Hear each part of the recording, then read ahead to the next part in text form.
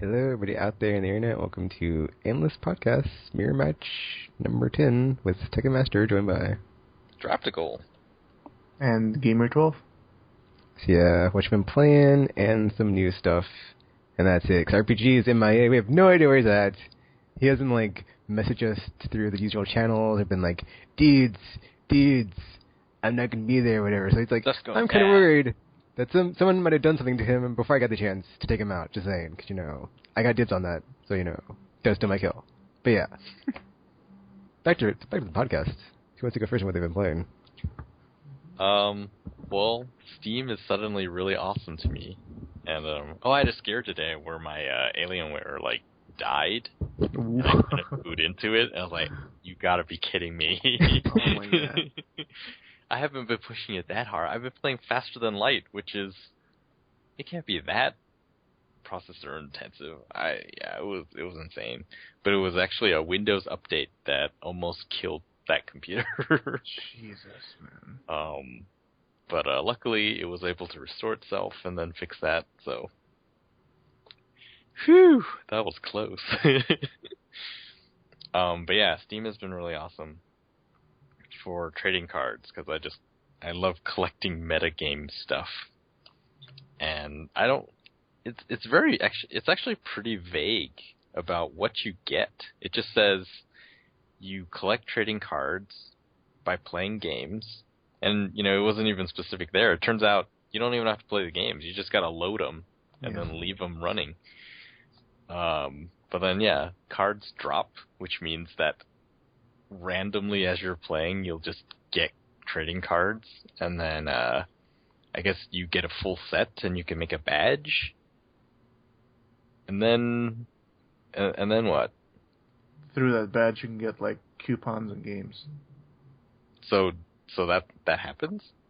I also read on the forums that whatever your level is determines your rate drops or something like that. Yeah.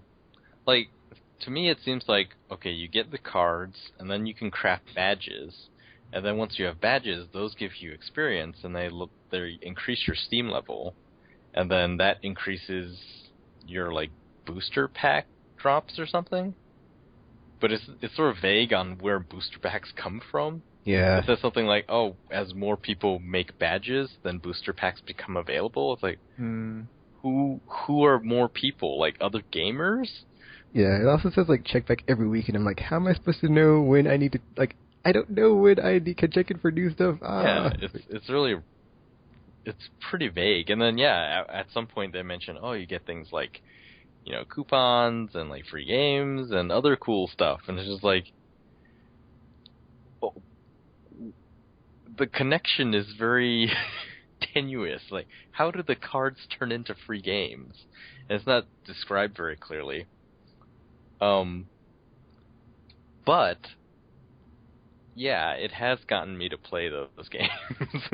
So I guess that's a good thing. It's working. And some of those games is there's just so many. I have so many Steam games. I have something like 107 or something, and it's just I don't know what to play. You open your library and it's just this gigantic screen of all these icons. It's I think I'll go play something else. But now it's there's a little bit of focus and direction. So last week it was all Tekken talking about Faster Than Light. It's oh yeah, a gamer got that for me.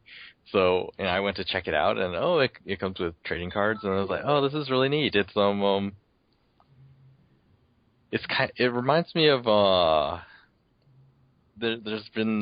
I've been watching footage of Star Command, which is on iOS and not on PC yet, and it seems like that kind of game. But it's really clever. It seems like it was very simply made, and yet it's very engaging. Yeah, I love how it is just so simple, but there are so many layers, and they all work seamlessly integrated into one. It's just one snafu and you're effed. It's just I don't even play on normal yet. It's just I've been on easy and I can't even finish the game. It's that's my challenge right now, is to finish it on easy. It was crazy. I got all the way to the last sector, and then I I decided, a distress signal. I'll just go help. I've been doing okay. And then and then I was like, it's just one ship. We can handle it. And then I was like, holy cow, we cannot hit them. It's like, and they beamed aboard. And I was like, I hate that. I hate that. That is my Achilles in this game. Is like whenever the enemies beam aboard my ship, everybody gets murdered. It's like I'm doing fine. Ship's upgraded. Shields are up. Engines are up. Systems are good. And all of a sudden, intruder alert, and then, it's like, we're not going to win this, and nobody's going to survive, and this is the end. Every time. Every effing time, it's just, Pretty much. Like, I think that was the one, there was one where it's like, we got into orbit of, too close to a sun, so that means, like, every once in a while, just fires break out on the ship. Yeah. I hate that one, yeah. It was one of those where it's like, the pirates... They were there too, and then they're just like, "Hey, we're gonna take your ship," and then they beam aboard, and it's like, "I'm fighting so many guys here. I only have 3 crew, and there are fires everywhere." I tried to blast them out the airlock, but it got to the point where it's like, I've let out all the air, and the fires that broke out randomly have destroyed the oxygen system, so it's like, life support is down. We need to go fix that, but there's still like 5 pirates on board. Can you explain to me how to blast people outside airlocks? Because I was trying to do that, but... You can't blast them out per se, but you can suffocate them. So if you just like get all your crew into a safe spot and then just open all the doors. I didn't know that. Then you can suffocate the invaders. But it's hard. I was trying to do that, but I was like, it's not they're not, because I thought they were just gonna get like airlocked out. Yeah, I thought they would just go poof. And out. Like you just open doors like that, like signal hallway, like God, just get out of here. But no, it doesn't work like that. Oh, okay, now I know. You also need at least the level 1 upgrade on the blast doors. Otherwise, they could just walk through the doors and then you suffocate them. I see. Because it feels like my human the first crew I had was all humans, and it didn't seem like they couldn't put up a fight against the people that were jumping on board. I was like, is there any way to upgrade your crew, or in that fashion, or not really? I think they upgrade by doing stuff. So if you have them in combat a lot, so what I do is like the middle, you can pause at any time, like the middle mouse button pause. So I'll just watch the life bars as they're all fighting, and then pause, and then click the ones that are almost dying and send them to medbay, and then. So, I have, staggered waves of guys, so slowly wear them down and heal at the same time, running from room to room. I've been pretty good at it. It was just, it was that one where it's just, the pirates beamed on, and there was so many of them. Like, oh my gosh, this is terrible. But other than that, I actually found a way to, with the Engi, or I guess there's the engineer race, the robots. I love those guys. Those are my favorite. Yeah, their ship that you get, the first configuration, you can actually, there's a way to, what would this be? Farm, I guess? You can level up everyone's weapon system ability to maximum really easily. Because what you do is they come equipped with the ion cannon, right? And then, so what you do is, the early enemies that you encounter, you just keep using the ion cannon on their weapon systems, and basically, it will continuously knock out their weapons, but it doesn't damage their ship because it's an ion cannon. So they can't do anything to you, and you're just firing your weapons the whole time. So if you have a crew member standing at the weapons post, then he just keeps getting better and better at firing weapons. And then eventually he gets these 2 stars, and his weapon ability is full. And I did that with my entire crew on one battle, because I just left it there and I left, and I came back and oh wow, he's maxed. I didn't know you could level up. Oh, he's maxed out. And I was like, I think I'll do that with everyone. So I maxed out everyone, and what that does, it shortens the charge time of your weapons. So eventually I had ion cannons, I had one that charged I think it fired every 1 second, and then my heavier ion cannon fired every 2 seconds. Oh, wow, that's a huge advantage. There, and yeah, it's just like blip, blip, blip, blip. Shields are down, weapons are down, shields are down, weapons are down, and they just can't do anything. They're just sitting there. Nice. That's the other thing I love about this game is it feels very Star Trek-y, even though it's not Star Trek at all. Just the whole the way you go about your battles is I'm going to target the weapons, I'm going to target the shields, and take out their engines. All the bridge commander crap from Star Trek. Yeah. Oh, it's just so good, so good. It's I need more weapon power. Disable the shields. Yeah. Yeah, I've done that before. I'm disable midbay. We don't have anybody that's dying. We gotta repower oxygen. It's crazy. Repower the oxygen or whatever, so we don't suffocate. It's really cool. Oh. The hull breaches, you were saying last time, you couldn't. Yeah, I figured that out, Tropical. I was like, wow, I felt so stupid because you can actually fix those. So I could have saved my crew, and I was like, oh, we're leaking air, and I don't have to fix this. Because at one point I had my first time I was I remember what you said. I was like, oh, okay, I can't fix it, so I just had this giant room in the middle of the ship that was leaking oxygen. So, but that's okay, we'll just keep the doors closed and it'll be fine. And in fact, I used it later because fires broke out near that room, and I just opened the doors on that room, and then it would suck out the air, and then I could put out those fires. But then later, I got a weapons drop. It's a missile that causes hull breaches, and I fired it on the enemy, and it broke their one of their rooms. Oh, there's a leak, and yes, they're screwed. And then their guys just ran in there and fixed it. I was like, what? So, yeah, basically, that made it a lot easier. I was abandoning parts of my ship before. But later, it gave me an idea, and I started doing this a lot, because I kept playing the Engi ship, and I would just, with my ion cannons, I would disable their weapons so they couldn't attack me, and then I would disable their oxygen systems. And it took a long time, but finally I suffocated their entire crew on numerous occasions. You are cruel, dude. It was really hard the first few times because I didn't have good upgrade sensors, so I couldn't see in their rooms. I couldn't see how many people were on their ship, so I just kept firing and thinking, okay, eventually they're going to breathe all the oxygen and it'll just be gone and it'll just be all carbon dioxide, even if I don't make any holes. So I just left it there. I was like, is this ever going to happen? And then finally it's oh, they're all gone. It's yes! So yeah, after that, my favorite weapons, the ion cannon, and then there's also one, it's a beam weapon that doesn't do much damage to the ship, but does heavy damage to personnel. Oh yeah, I got that one. Pretty so cool. Neutralize their shields and then. Yeah, it could take out people in different rooms too. It's pretty cool. Yeah. What ship configuration? I don't remember, but all of their command stations are in a line. It's just and all three of them die. It's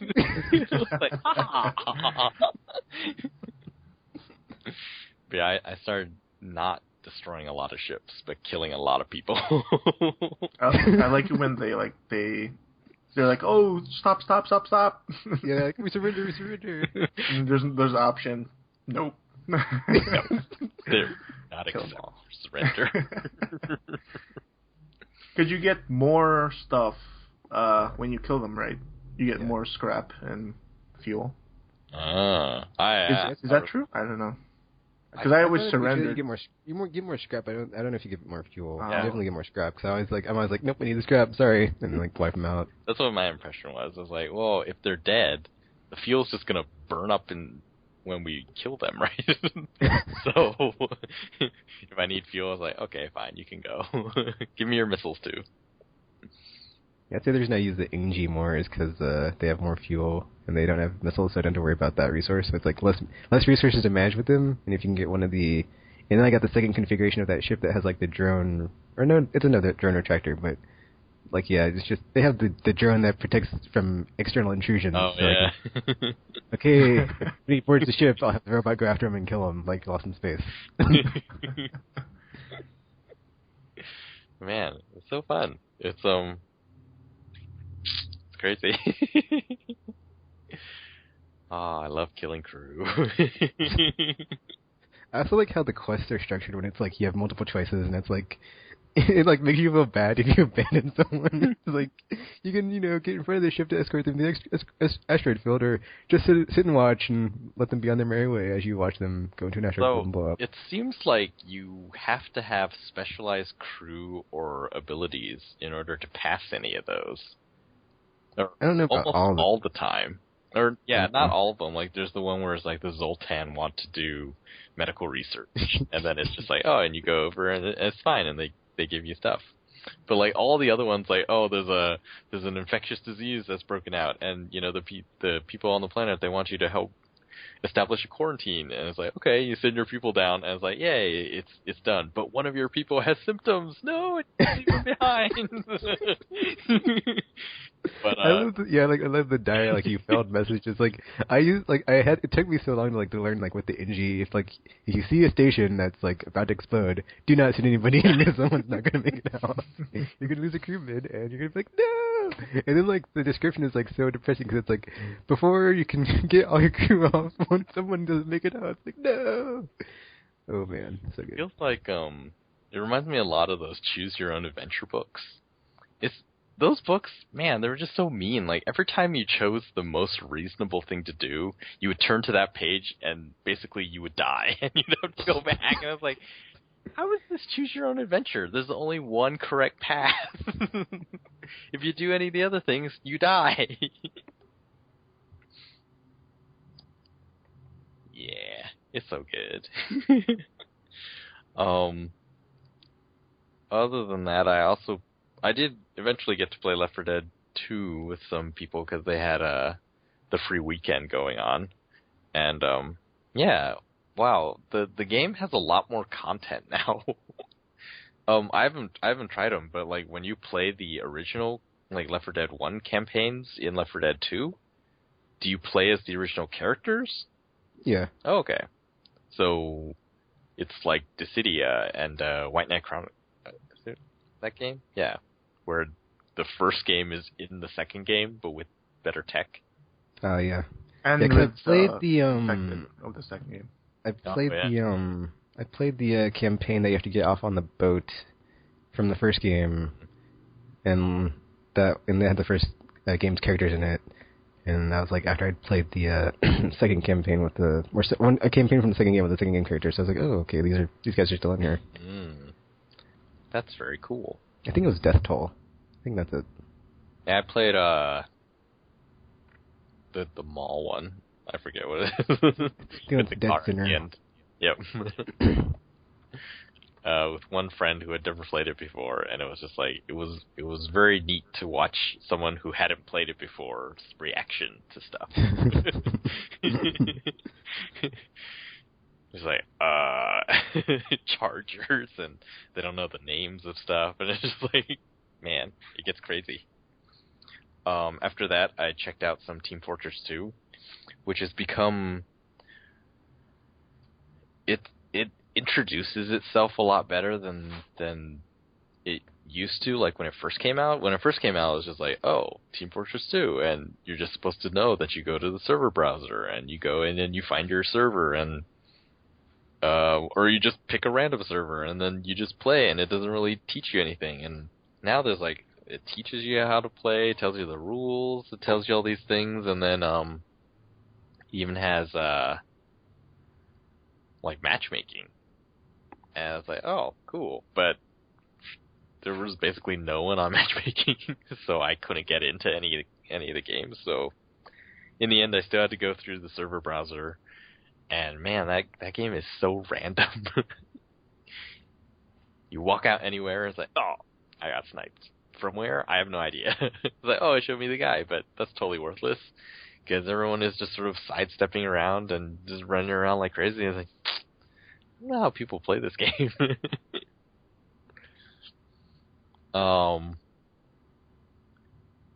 It seems like people really want the Left 4 Dead hats. There was a lot of people trying to trade with me. Because I was wearing Bill's hat. And I was like, huh? What? So I ended up trading Bill's hat for a bunch of other stuff.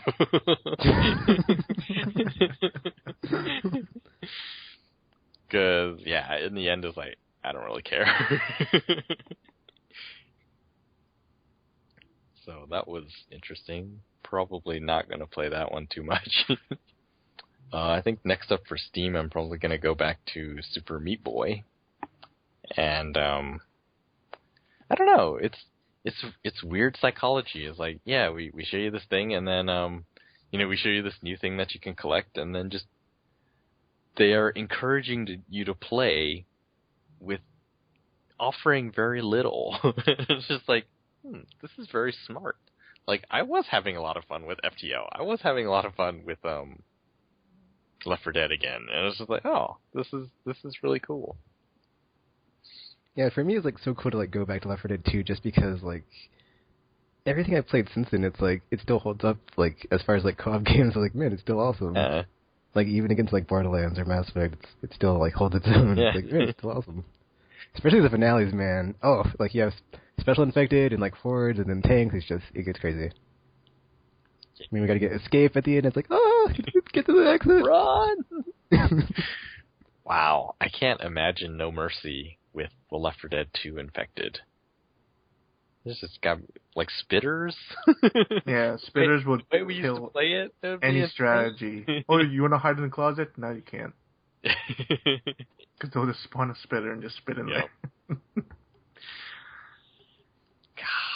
Well, that will be something to see. Beyond that, I've mostly been playing on my Vita, actually. I can't... I forgot that I had 400 days on The Walking Dead. Because usually, all the Walking Dead episodes, I bought them and then I played them immediately. And this one, I tried, and then I was like, this isn't going to happen, and then I forgot. So I was doing other things. So, yeah, like, the Vita has been perfect for me recently, because it's just, I don't have to be tied to one location in order to see the screen. I can be anywhere. So when you get Left 4 Dead 400 Days, I mean, Walking Dead 400 Days, did you get like you buy the PS3 version, you get the PS Vita version too, or so you have to get one or either? I think they're separate. Vita versions aren't out yet. Who knows? Like, they could announce cross-buy. I kind of doubt it. They could. It's weird. Like, right now, if you buy it on PSN, you get two versions. You get one that works with the digital Walking Dead, and you get one that works with the disc. Yeah, that's weird. Yeah, that was weird. I was like, wait, which one do we download? And I was like, oh, digital version. Okay. Yeah, and it was... Man, they need to work on their information screens on PSN. It's just like... Sometimes the amount of memory that they say is way more than you actually need at any one time. Like, it said that 400 Days was 1 gig, and I was like, wow, I don't think any of them have been that big. This must be humongous. And then I bought it, and then it was in the list. I was like, oh, each one is only like 500. Like, dumb. And like before, I actually didn't buy... I mean, I guess it turned out for the best in the end, but Ghost of Sparta, originally, the digital version that you could get on PSP, it said 11... Or was it... It was some crazy number, like 7 gigs or something. It's like, can a UMD even hold that much? And then later I found out, it turned out that was like everything combined. So it was like the game, then they had that HD documentary, and then they had the SD version. It was just like all these other little bonuses. I was like, I would have gotten it. But no, the HD version later, so good thing I didn't. But yeah, so Vita, been playing a lot of Street Fighter Cross Tekken, because it's on there. And then, man, I always forget the systems in that game. Like, Street Fighter, I guess, has been around long enough that even though I never played it, I sort of understand it. But then, Street Fighter Cross Tekken, like, all the... They named everything. It's like, oh, this is a cross assault. This is a cross art. This is a cross rush. This is like, well, and I just don't remember that these things exist until every time I play, every time I've started playing, which has been 3 or 4 times, I've had to go through the tutorial to see what I'm doing. And it's like, oh yeah, you can do this thing. It's like, oh, you can have both people run in at the same time. Oh, you can do, there's this super move, and there's this one, and this is a cross art. And I'm like, finally. So, been going through that. Mostly because I've been impressed by Tekken Revolution. It's like, wow, this is actually a pretty cool way to have Tekken. I mean, you don't have local one-on-one multiplayer, which is really weird, but being free and being like a full Tekken experience, even though you're limited to a certain number of plays per certain amount of time, it's like, it works really well. Anyway, yeah, fighting games, just messing around. The thing that really hit me this week was, I totally forgot that I'd gotten those codes from PlayStation Home during E3. And one day I just remembered, like, they expire. They expire, I think, June 30th. And this was in July already. It's like, oh no. So I went and tried to, like, type them all in, and none of them worked except for the 2 PlayStation Mobile games that they were giving out for free. One's title I can't pronounce. It's sort of a minimalistic, I guess, real-time strategy, or like base building game. And the other one is something called Haunt the House, or something like that. Man, the quality of these smaller PlayStation titles has gone up so much in the past few years. I mean, it used to be, you get things like, I don't know if you've seen it, but Hungry Giraffe with, or I don't know, there was just like all these PlayStation mini games that you look at them and it's just like, this seems unpolished and just totally unappealing. But now, like, I would compare the change, like, you know, if you compare Uncharted to a Flash game, that's what minis were in the past. But if you compare them now, it's like Uncharted compared to, like, Journey or The Walking Dead or something like that. It's like they've gotten so much better. I was looking at it as like, I don't see why this isn't just on the PlayStation Store and it's a PlayStation Mobile game. Because, you know, if you just saw screenshots or if you were just playing them and you didn't buy them, you would have no idea that they I guess in the past have represented different tiers of games. Because now they feel indistinguishable. I mean, Men's Room Mayhem is a PSN game, but The House is a mobile game, and it's just like, they seem kind of on the same level, and they're those types of games. It's like, what is happening?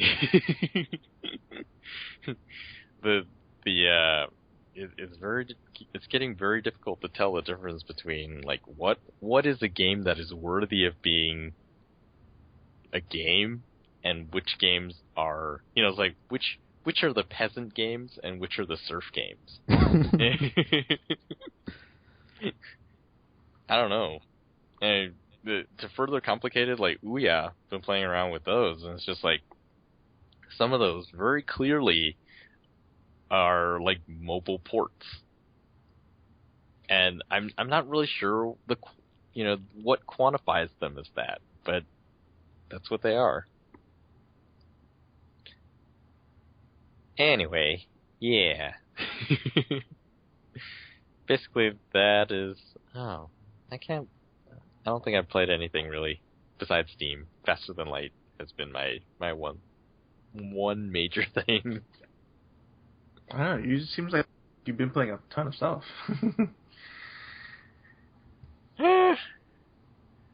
Nothing has stood out. I think Faster Than Light is the only thing, like, right now, I feel like, or I wish I could play it, but Skype on Windows 8 doesn't work the same. I cannot be in another window. Oh, you can't snap it? Is that one of those features of Windows 8? Snapping.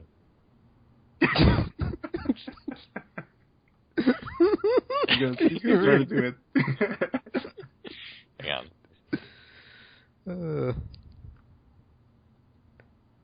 Oh wow, it's working. Oh yeah, I found out RPGs at work because I can snap.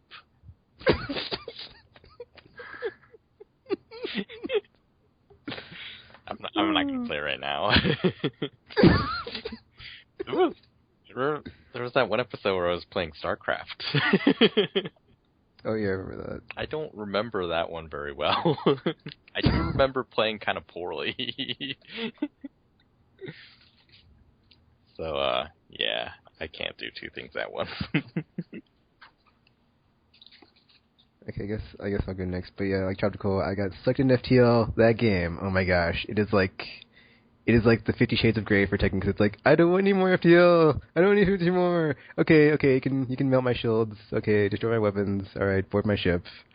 All right, like slowly, like it's like I do so good, and you get so far, and then you're in like this one scenario, and like you slowly see like your awesome playthrough just evaporate in front of you, and it's just like no, and then like one mission. It's like I know you have like the one mission that like ruins it all, and then like after it ends, and you're just like whatever, I can do better. I can do better. It's like that's like why I keep playing. I just like keep going. Like I can do better than that last time. I can do better than last time. It's like I've only made it to the last sector once, and I got to the boss and it annihilated me. Actually, I didn't get to the boss because like when you get to the last sector, the enemies in that sector are super hard, and it's like, so annoying. It's like I should, like since I had not gone there before, I didn't have a strategy because the stakes are different because it's like you can't let them get to a certain point or it's game over. So it's like you have to go out and face them, and then like the systems are kind of spaced out weirdly, so you kind of have to, try to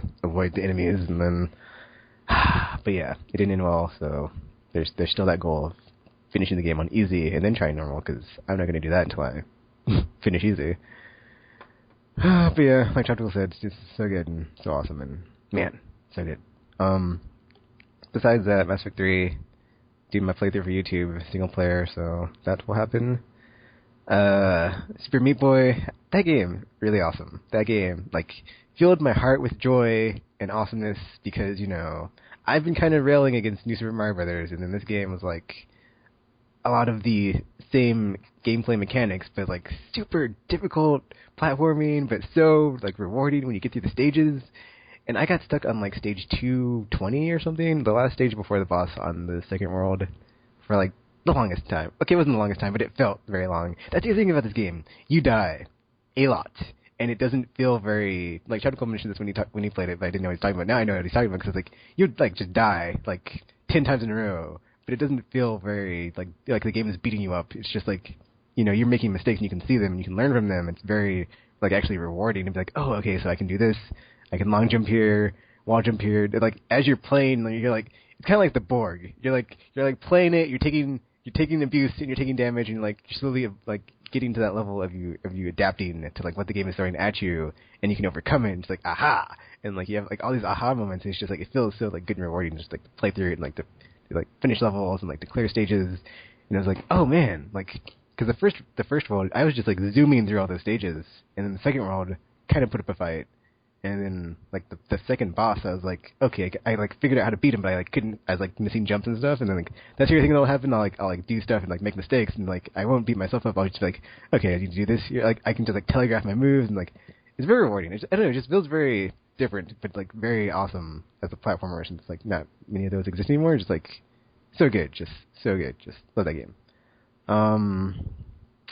Left 4 Dead 2, still awesome, cannot.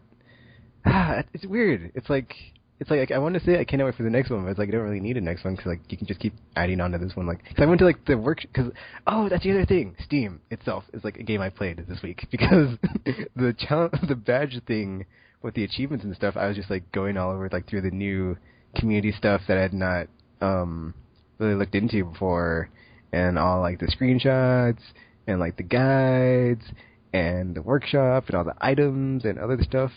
And so there was like this thing in, I believe it was Left 4 Dead 2 or something, whatever. It was probably just Gary's mod. But there was something to where you could like use the gun skins from Mass Effect in Source games. So I need to like download that and use it, and that'll just like be a whole nother like level of just like playing Left 4 Dead. It's like, all right, I got my my Vindicator or whatever. So I thumbed it up on the thingy, so I can go back and find it, but I need to look at it again. It's probably not as easy to like do as I think it is, but it is cool. I saw it, I was like, oh man, this is so awesome. Some printer just like took all the textures and like remodeled all the guns. I was like, what? Oh man, that's like so cool. And then there's all this other stuff. Because basically I just like went into like everything and was like searching Mass Effect, so I could like find all this Mass Effect stuff and like see what people had done before, but there wasn't that much. So I was like, oh, but whatever. There's some cool stuff there. Have you crafted it yet?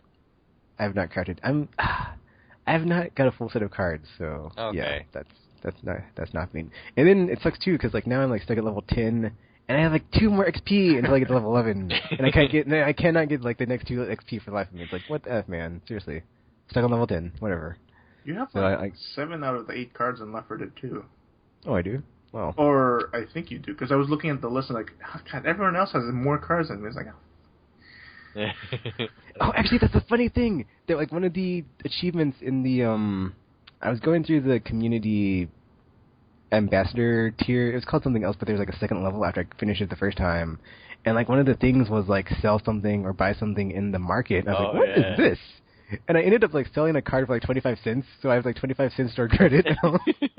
So I was thinking, maybe I should just sell all my cards and then regain them, and then just keep doing that, and then give money to like build up all this credit for the Steam stuff. But then like I was like, wait a minute, dude, this is like, this is kind of crazy. So let's wait till we know how this works before we start. Like, so that's like 25 cents a pop. That's like $1 for 4. That's like a couple of 3 sets. So that's like, wait, did you set it at 25 cents?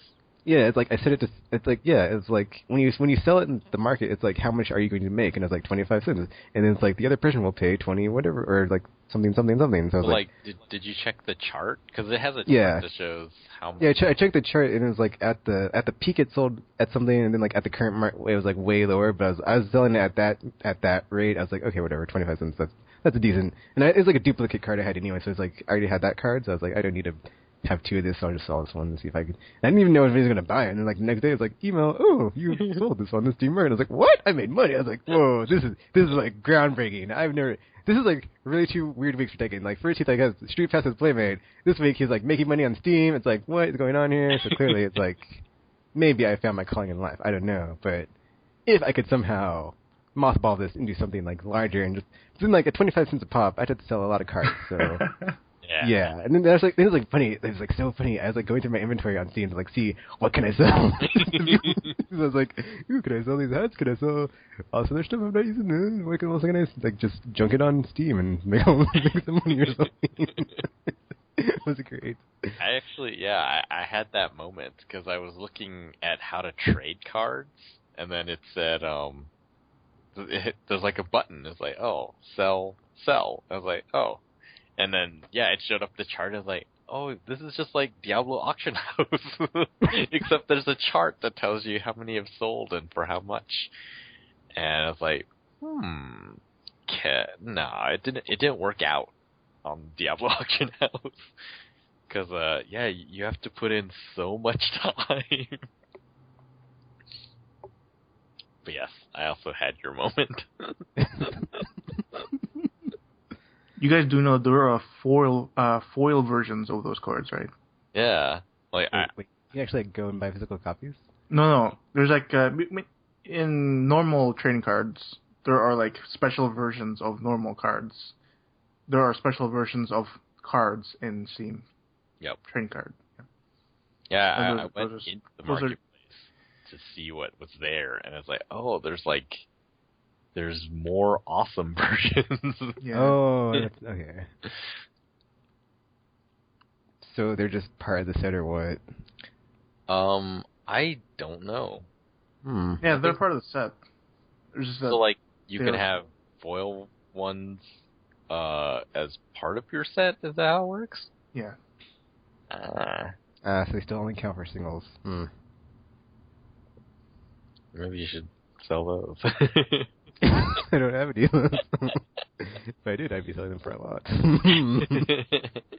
Yeah, because I went through and I was just looking at it. I was like, man, none of them are actually worth that much. It's not like the golden age of Holy cow! Well, this one's $20. Starting at $6. Oh, jeez. But the thing is, like, once you sell your cards, though, you can't get any more to drop, right? Yeah, you have to wait for the mysterious booster packs, or however that works. Oh. Weird. I don't know, because, like, the things that you get, like, things that it was clear what you get, like, emoticons and stuff like that. It's like, well, those aren't really valuable to me at all. But apparently they're valuable to other people, because those go for higher than cards do. Because you could sell those too, right? Themes and emoticons. Yeah, you can sell that stuff that you get. From badges. Yeah, like all the stuff I've been unlocking as I've been leveling up. When I got to like level 10, I was like trying to get like, I got like a thingy to where I could like put my badge there, and then I could put my like banner or whatever. So I've been like unlocking all the stuff like slowly. And I was like, oh, okay, this is pretty cool. So yeah, I made. I forgot what I did. I put like the badge as the ambassador thingy that I did, and then something about Mass Effect as like my banner, my favorite game or whatever, and then I forgot what else. I think you get like a profile image or something weird or whatever, and I put Liara, of course. So all this stuff I've been slowly unlocking, and then it was like funny. I kind of had a moment where I was like, this is like a self-sustained, like kind of like built in now, like social network. I could just dump Facebook and all my friends there and just like, go to Steam and try to find people, but then it's like that's kind of too hard, and I already have friends. It's like already established, and I don't know how to deal with that. So. What they want you to do is get your Facebook friends. See, I wish I could do that. I could be like, Steam every day, and then slowly but surely they'd all follow me there. But that's not going to happen. So it'd be cool though. So I was like looking at like all these feeds, like, oh man, okay, so like every game has like their little community page or whatever, and like I went to like the Mass Effect ones, of course, and I was like, just like oogling and like frothing over like the fan art on some of the stuff. I was like, oh, wow, this is like so good. Like some of the stuff people were putting in there, I was like, wow, this is so just like I was like wasting way too much time. I was like, dude, Tegan, you're just like way too much time wasting like looking at all this Mass Effect stuff. And it was like, I don't know, I spent way too much time on like, it's like so funny. I spent so much time on Steam like not playing any games, just like doing these little like errands, like finish these challenges for my badge, and I was like, this is really funny, but yeah, whatever. This is kind of sad, but whatever. I don't care. I want my badge. So still level 10, but I will get to level 11, and then even more awesomeness. And then I already talked about Left 4 Dead 2, Team Fortress 2. Okay, I played this game. I have not played this game ever, so I played it the first time, and I went through the tutorial, and then I went into a actual match, and my team was getting slaughtered. And I was like, you know what? F PvP, I'm done. Like that was like the stake in the stake in the grass, the stake in the coffin, in the heart, in the chest. The nail in the coffin. The nail in the coffin. Whatever. Well, you put stakes through vampires. So the nail in the coffin. I was thinking vampires. The nail in the coffin of like me playing PvP multiplayer. I was like, I'm done. I'm never doing this again. F this crap. Like just it's never that fun. I was like, why am I doing this? I was like, this isn't even worth it. Just. I was like, and I was angry. I was so angry because there's like a co-op mode, but you have to like freaking buy tickets to play co-op mode. And I was like, what the hell is this? I got so furious. I was like, argh. And then like after I clicked it, I was like locked into some mode where like would not. I like didn't know how to go back out if I don't want to do this anymore. Whereas like I had to pay tickets, and then like I tried to play PvP, and I was like, oh, you're still in the ticket mode, and you have to buy tickets. I was like, argh. I was like raging so hard, and I'd like restart the game, and then like it was like back to default setting. I was like, oh, okay, can play now. I was like, it was just a very bad experience. I was like, we lost that game. There's multiple modes, but I only played the mode where you like escort the little train thingy to the little thing at the end, and we lost, and it was depressing, and we were getting dominated, and I was like, this is depressing, and like, why did I ever play PvP in the first place? Why did I ever do it? Like, now I know I stopped, and I'm never going to do it again. Like that was like, yeah, another wake up call. Like PvP, go off yourself, because I've moved on to co-op. No co-op, no sell. That's the way it's always going to be from now on. No co-op, no sell.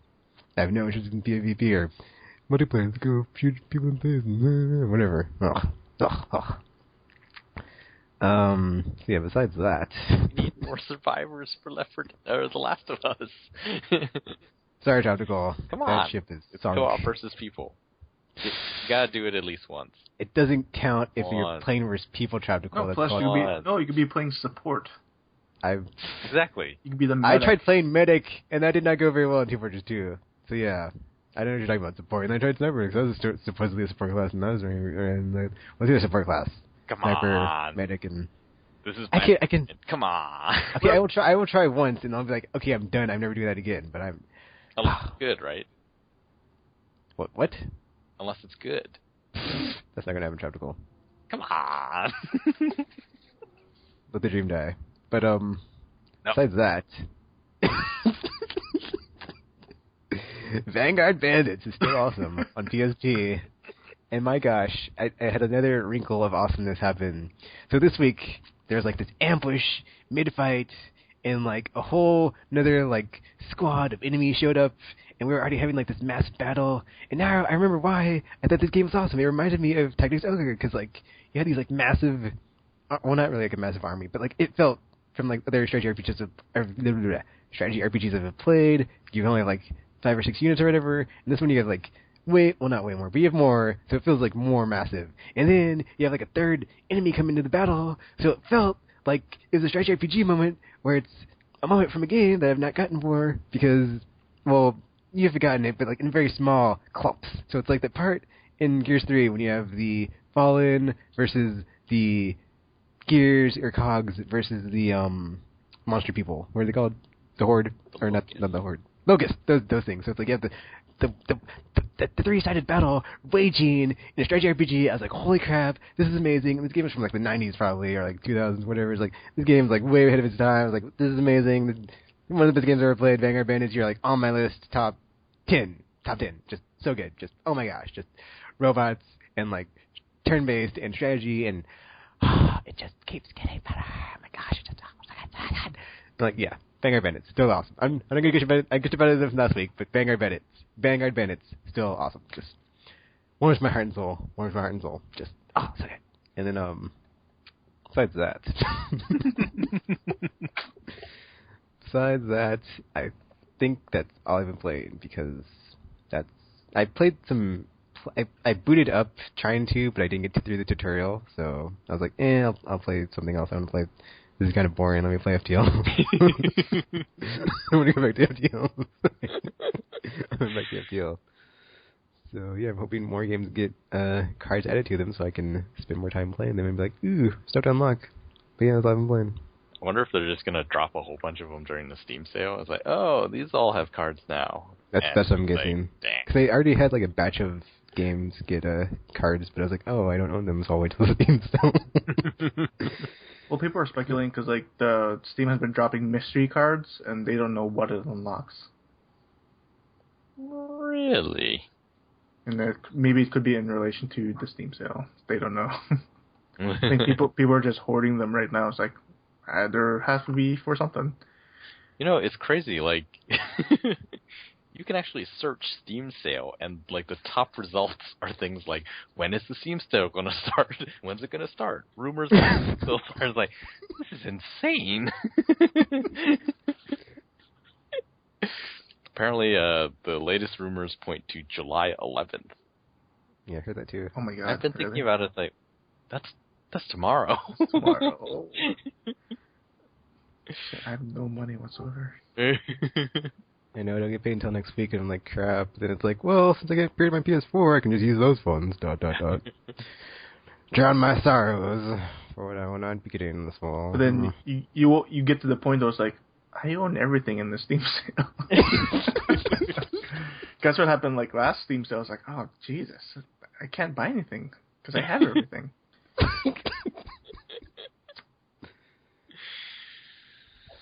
Yeah. Oh man. Steam sale's gonna be awesome if it does drop. I really don't think on a Thursday. It's kind of weird. Yeah, well, I guess I can't remember the previous ones.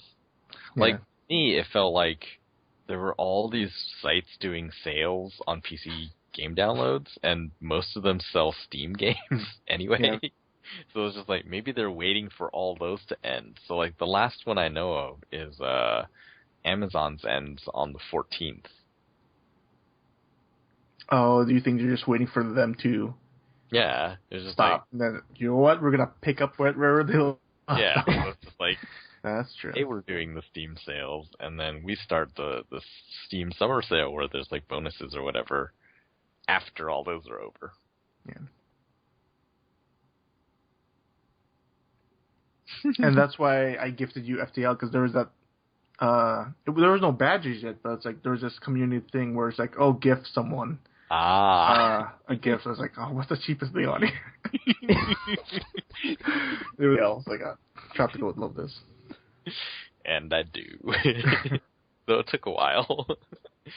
Like, I think he gifted me Psychonauts before, too, and I was like, I just haven't gotten...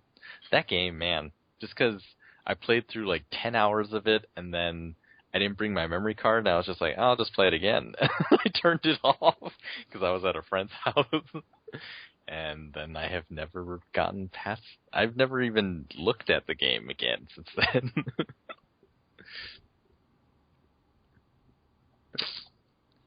Yes. Yeah. I don't know. I've just been playing... I've slowed down on Last of Us multiplayer because, like... I don't know, it's like a mental thing where every time I play the game, my heart starts racing really fast. Like, I played, like, 7 matches yesterday, and I was like, oh, this is so unbearable. Because, like, you get to these points where you're, like, sudden death was, like, there's, like, 4 on their side, there's only 2 on our side, and, like, there was that one match where it was, like, we were losing so bad, but then we clicked, and then, like, everything started putting into place, and, like, we won. I was like, oh, my God. That was so stressful. And I was doing a mission at the same time, but it wasn't an easy mission. It was just like gift people. So I was like crafting like crazy. It's like, get my Molotov, do this because I just want to get this mission done. Like, I'm so stressed out when I play this game. But then there was this one match. I don't know, because it was a public match, no parties mode. Mm-hmm. Maybe because I was talking so much, like. Towards the end of the match, everyone just left. And I was like the last one against 4 people. And they still had like 9 lives left. And I was like, what? This is nuts. Oh, that game. So good though, my God. When you get you see like, oh, they're flanking us, Molotov, and then like it hits someone in the face, and like, oh great. And someone throws a smoke bomb, he gets shaved. I'm like, man, you never find that anywhere else. That's crazy. Yeah. So I slowed down. I haven't got the second trophy yet, but I'm getting there. And it's going to be... once I get that, I'll be like unchained. Like, I'm free. I can just play it casually. I can play Survivors mode without stressing out, you know. Oh, I lost my Survivors. I don't give a shit. Like, it's going to be great. It's going to be great. I've been playing... I played a lot of Liberty City Stories on my Vita. I beat it. I was like, man, old school game design. Seriously, sometimes you just want to strangle it because, like, the way the missions worked were, you go to a mission, you go like, you play like 2/3 of the mission, and then you die. There's no checkpoints. You have to start from the very beginning. And you're like, the only save, it doesn't auto save, so the only save point is when you manually save. So like, oh, I have to start from my save point, go all the way to the mission marker, activate the mission, then go all the way to where the mission wants to be, because it's like there's a lot of traveling in the game. I'm like, oh, are you kidding me? I have to do this over and over again. Then, oblivious to my knowledge, that was the last mission of the game. It was like kind of difficult. There's like a boat chase. There's like you have to gun down this guy at the lighthouse, and like I was like on my last sliver of health, and like the helicopter just pops up and just kills me in one shot. I was like, oh, really? I had to do this entire thing. Like, go to the mission marker, go to the second. Oh, God, terrible. Oh. But man, that was for all the shit that game got for over that one mission. That game is amazing of what they did on the PSP. It's like, this is Grand Theft Auto PS2 versions on PSP. It's great. So I'm gonna play like Vice City after I beat, because I'm trying to clear space of the Vita, because like it seems like I'm running low because of the Vita the PSP games, because they were taking up a lot of space. I didn't know that, so I'm getting through those first, and I'm playing the Warriors now, which is pretty good still holds up. Then on Vita I booted up. There's this game called Citus Lambda. It's like this music game where it's like touch revolution. and it's freaking awesome. The music, I don't understand the lick of it because it's Japanese, but it is great sounding. But it's like it's free to play-ish, where it's like the first chapter is free and you get to play all the songs. Then like all the other chapters in the full game is $12. So it's like I'll play this first chapter first, and we'll see if I like it. That one's a PlayStation Mobile game, right? Yeah. Yeah. See, it's crazy. And it looks great on Vita. It's like I don't understand what's the difference. It's like this could have been a Vita title, no problem. But I guess they're trying to work a way where people play the first part of the game. Then, if they want to buy it, they could purchase it. Because like, as a Vita game, you could have a demo, but it's not the same. I think. Well, like, you can't unlock a game on Vita, like when you play the demo. Well, I mean, you can actually. A lot of them, like Vita games, when you download them, it always downloads the full version. Oh, really? Oh. And then when you actually unlock it, it downloads like a 100K, unlock key or something, and then it works that way. Because I remember when the Vita first came out, that's what I noticed. It was like I was downloading demos. I was like, why is it so humongous? And it's like, oh, it's the full game.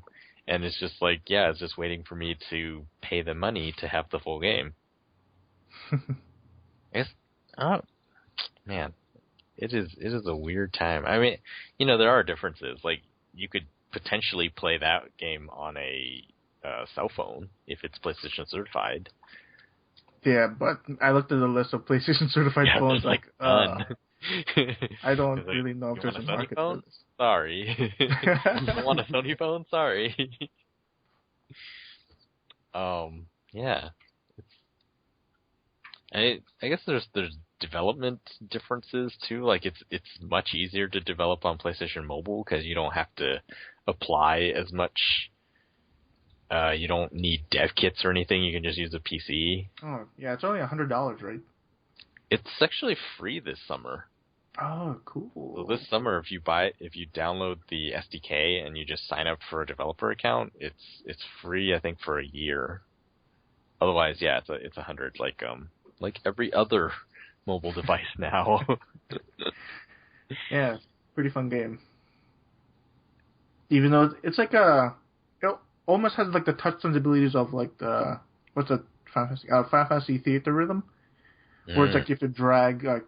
There's certain moments where you have to drag the... Oh, Gamer actually played that game. I have a story about it, but keep going.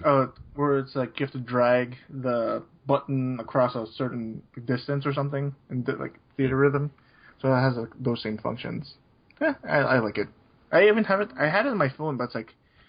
I don't know, the frame rate on phone games is kind of shit. I don't know.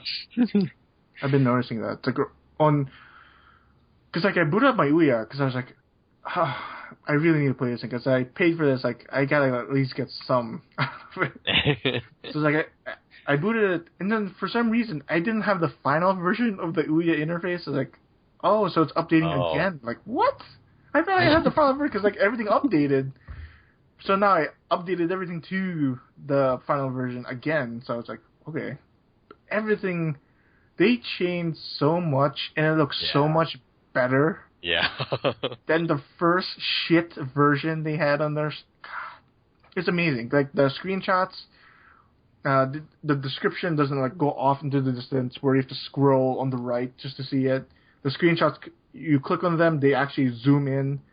Before, it's like you can only scroll through those tiny screenshots, and you can't do anything with them. Now you can actually see the screenshots. Like, that's amazing. Downloading doesn't seem like that painful anymore, but like you just download all you want and like everything's in a queue. Oh man, so great. I like how it's not all purple now. Yeah. It was like high contrast, high saturation orange and purple before. And it's just like, who thought this was a good idea? Yeah, I don't know. But yeah, everything's a step up from before. It's like, this is a great little device now. I sideloaded XBMC on it. That loads alright. Like, it plays HD files right. Even though it's like sort of like an alpha version of it because it's not the version for Ouya that they announced during the Kickstarter. So I don't know. Who knows? But yeah, I tried that Chrono Blade game. That's all right. I did not know what type of game it was because like, it's hard to tell from the screenshots. Yeah. Like, it's like a arena-based brawler with like tap combos where it's like see, I don't like the buttons on the UI. I can't really describe like what is on square, what is X. That's so much easier. Yeah. Like square X or square triangle. That's different movesets. Yo. Yeah, but yeah, it's fun. But even though, man, the frame rate gets kind of chuggy when shit goes down. Like when there's particle effects all over the place. Like, man, this Ouya not really. It's not really graphics intensive, is it? So is that game? It's low res, right? Because it's sort of blurry. Is it? To the other games, I think so. I thought it was sharp. Really? On my end, yeah. Huh. Or minus. Well, setup. Or maybe it is. I don't know. It's not blurry as in like, oh my god, this is Call of Duty sub HD. Right. Terrible, yeah. But that's like, yeah, maybe maybe right. Like we have slight blur to it.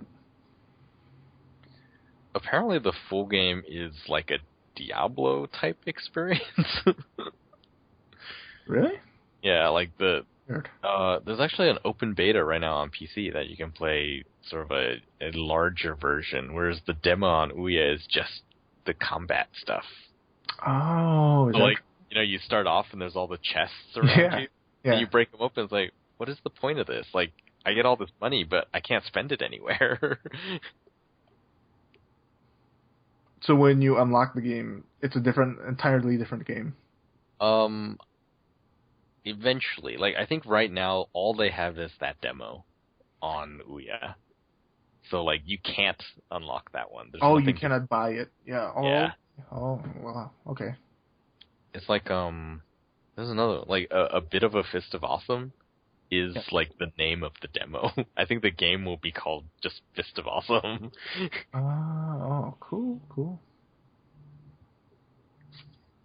Oh, did you get a Super Crate Box? It's free right now. Oh, is it? Oh, yeah. I did not. I have to look it up. Download it. See, if only they had like a friends list or something that, this is what your friend's been playing. I'll try that too, but no, they don't really have anything, so hopefully that's how it works.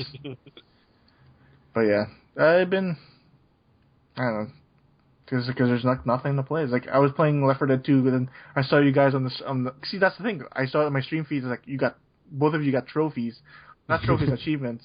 I was like, I want to get that achievement. Then I played like 2 matches. Yeah, that's why I played it, because I saw Tropical got that. I was like, it's a free weekend. I need to play so I can get this one game. I didn't get it because all the people I was playing with have the game on PC. It's like, oh my god.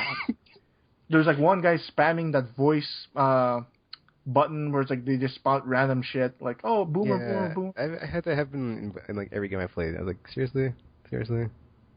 I had no idea what that achievement was, and then I got it. I was like, huh, what? Did I heal, or did Nick heal me a lot or something? And then later I was like, oh, I did not know they had those like that. It's cool. But it's funny how easy that game is when everyone, because like, of course, everyone was playing with has played the game before, so like everyone knows what they're doing. It's like when we get to that part and then send where it's like you have to throw the gas cans, everyone just goes straight to the gas cans, just throws it to the bottom. No one inputs it, puts it in the car yet, because like that's a strategy. Or it's like you just throw the gas cans, like you just wait until you start filling it up, and like went without a hitch. And it's like, trophy? No trophy, no. Damn it! Where's the free people? They're not playing at the time I was playing at, I guess. Yeah, the game is still fun. Makes me wish. Oh my god! Makes me wish The Last of Us had a mode similar to that. But yeah, that's pretty much all I've been playing. Like just because I heard like Tekken's impressions of FT. I was like, I'll just try it. I have it anyway. And like I played it for a while. I was like, nothing dropped the cards. Then when I played Left 4 Dead 2, 2 card dropped. Of course, they're the same goddamn card. I was like, so I have to sell one. Or because better yet, it's like I could trade it, because trading lets you get cards that you cannot get after you get your full 4 cards drop. So I'm going to probably trade it for another game. Then lastly, I don't know why, I bought Resident Evil 6 for PC. It was like $18 at Greenman Gaming. Because they had their sale, which ended. They had awesome deals, man. They had like Borderlands 2 with the season pass for like $15. The first 2 days were awesome. Then the rest of the week, it's not. I'm not gonna say it's garbage, but it's like, it's not the sort of like the Steam, how Steam does their sales, where they'll put some high profile titles during the sale, but at the same time they'll do their small games. What Greenman Gaming did, they front-loaded their sale with AAA stuff, then the rest of the week was just like, oh, the independent stuff. It's like, oh, there's a nice balance that Steam does where, oh, here's a AAA game, but at the same time, here's some smaller games. But they went the other way around. It's like, kind of irritating. But at the last day of the sale, they said it's on sale again. So that was a nice gesture. So that's when I got Resident Evil 6. Like, I'll just click on it. I don't think it'll get cheaper because Capcom's pretty picky with their deals. So I picked it up. Man, yeah, I wanted to get Borderlands, but then I only saw the sales during the time when none of those things were on sale. And then the last day, it was like, I don't know, only till 11 or something in the morning, and I didn't see it till 3. Like, no. It was up. Yeah, it's funny because I almost bought that, but then I saw it was Borderlands 2 and the season pass, and I just wanted the season pass, and I was like, I didn't think about giving it to someone until after the fact. I was like, well, I could have given it to someone. I was like, whatever, I'll wait until Steam sale. So. Yeah, basically that's the plan now. It's like, yeah, I could have gifted it to somebody, but everybody has the game already, so yeah. I don't know, that's like double dipping for me. It's like I already have Borderlands 2 on PC, even though I don't play it. Of course, it's gonna be like 6. It's like I didn't play it, and then there were badges, and now I'm playing. I know. Is there badges for Borderlands 2? Yep. Yes, there's cards. So I've gotten 3. I got my 3.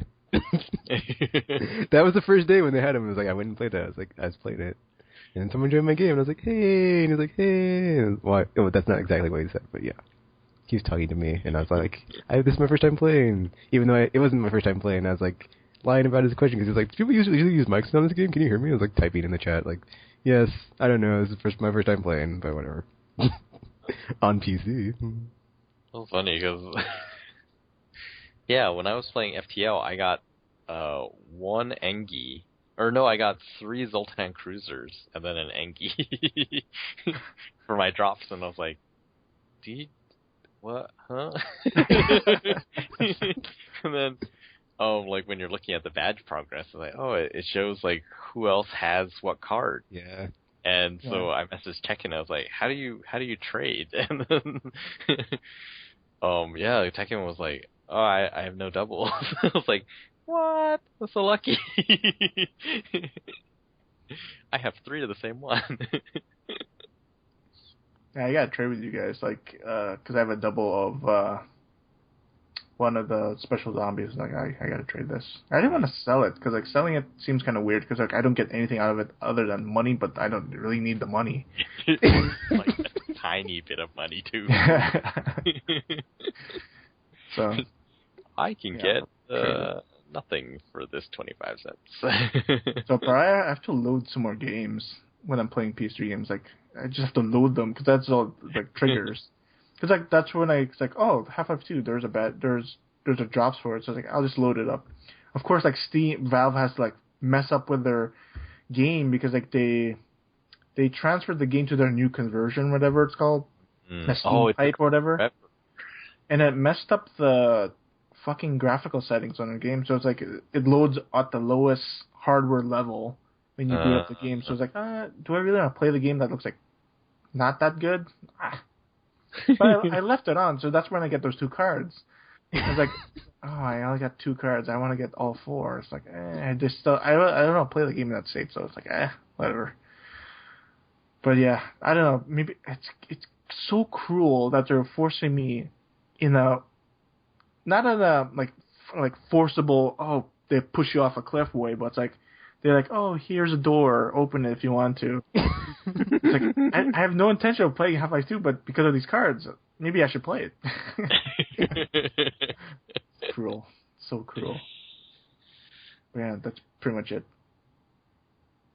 It's funny, like when you play it and you get sucked in, like I did for OT. I was like, I can't stop playing that game. Like I have to play it like at least once a week because it just so good.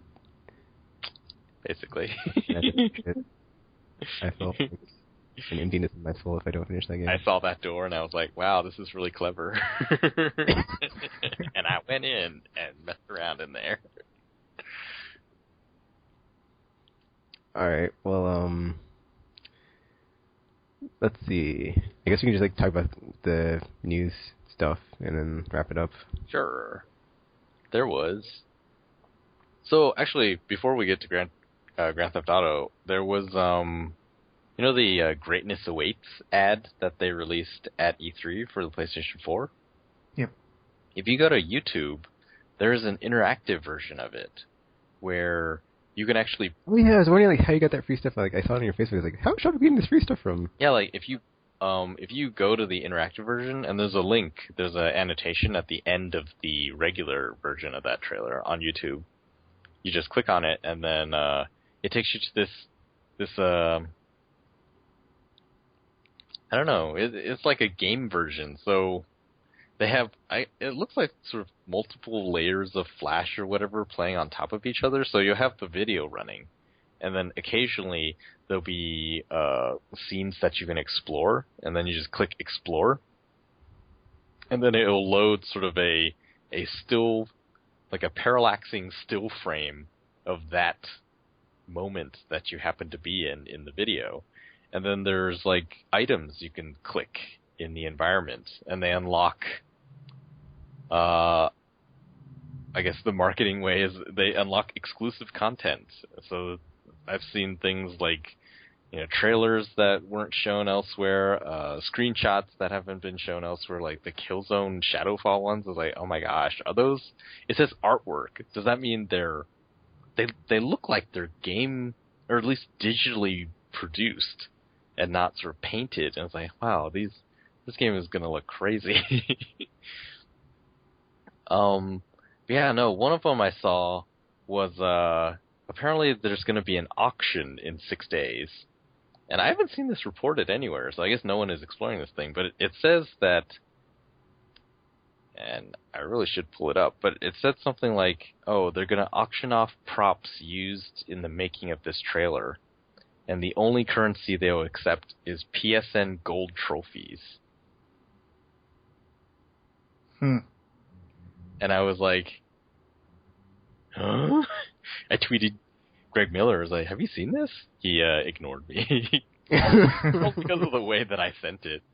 But yeah, I was just like, that would be sort of the first case in which trophies have actually been something other than sort of bragging rights, EP type things. And yeah, so it was neat because I think it was 2 days before the Grand Theft Auto trailer was announced, or 2 days, like it was the day that they announced it, that it was coming. That was the first day I was clicking through this trailer, and there was like countdowns, like certain objects you would click and it would be a countdown. It's like, oh, there's going to be exclusive content for this game. In that case, it was The Witness and Transistor in 1 day or something. And I was like, huh, so that's the 10th. I was like, oh, there's going to be new footage of Transistor or The Witness. Turned out it was like screenshots, or like wallpapers, and it wasn't quite as exciting as I thought. But now there's like there's going to be more stuff on the order in 6 days. Oh man. There's going to be, like, apparently if the video hits 5 million views, it's at 3.5 right now. There's going to be more Gran Turismo 6 content.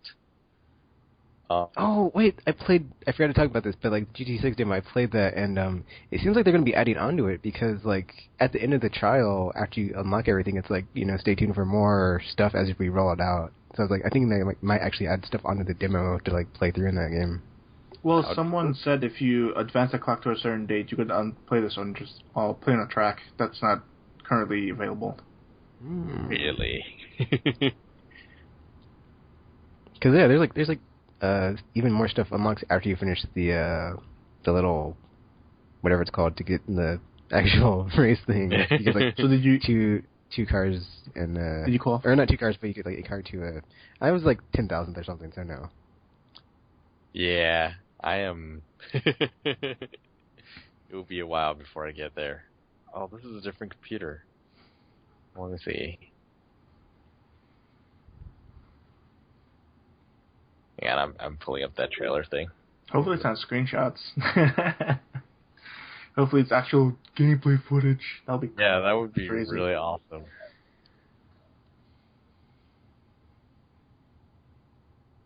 But yeah, Sony also announced the new Jack and new Ratchet and Clank game. Yep. Yeah. Out of nowhere. Surprising. Cause like they didn't show it either, so that was really weird. And so like after showing this, I kind of like have a conspiracy theory that like there's even more stuff that they have that they're holding back that they didn't show, like of PS3 or PS4 stuff. That's like, you know, they can just plot us in there and be like, haha, here we go. How do you like that? Microsoft, how do you like that? Nintendo, take it, yeah. Well, they said there's more stuff at Gamescom, so that's gonna be nice. Hopefully this Gamescom in August or September? August. Oh man. Well, Gamescom is last week of August, isn't it? I don't know. That's fine. Yeah, I can't wait. I could look it up.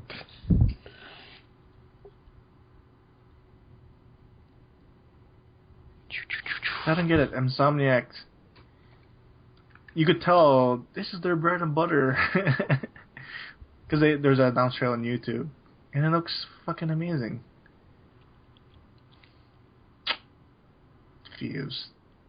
It is August 21st through August 25th. Yep. Can't wait. Oh, Tropical. Having technical issues here. Oh, it's not talking. Yeah, it looks great. Ratchet & Clank, even though it seems like it's a smaller title. It's kind of irritating because but man, I'll get anything for more Ratchet & Clank platforming. Even I should try out Full Frontal because I bought it when it came out, but I never played it. Are you back, Tropical? Tropical? Yeah, I'm back. Okay. I crashed my Skype. Oh, because of snapping it? Snapping. Yeah, it did not like how much stuff was going on. Anyway, yeah, something about Gamescom being August. And Sony holding back? Yeah, I think they're holding back more stuff. Yeah, definitely. Do you think it's more stuff? Because they said it's a Vita show, so it could maybe... I love my Vita, but... Vita for Gamescom? They said there would be more Vita-related stuff there.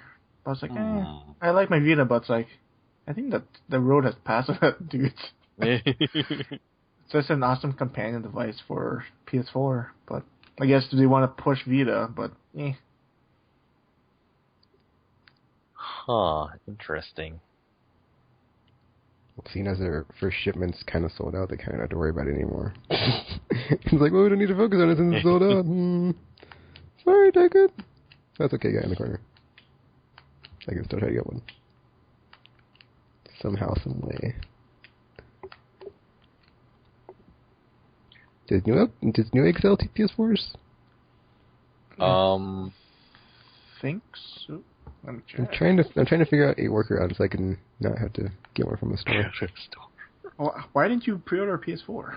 Because Gamer, I didn't have the money, and but I didn't. Amazon has no money down. I know. I know that now, Gamer. I know that now. See, I'm not the person that exploits the systems in place to my own gain. So.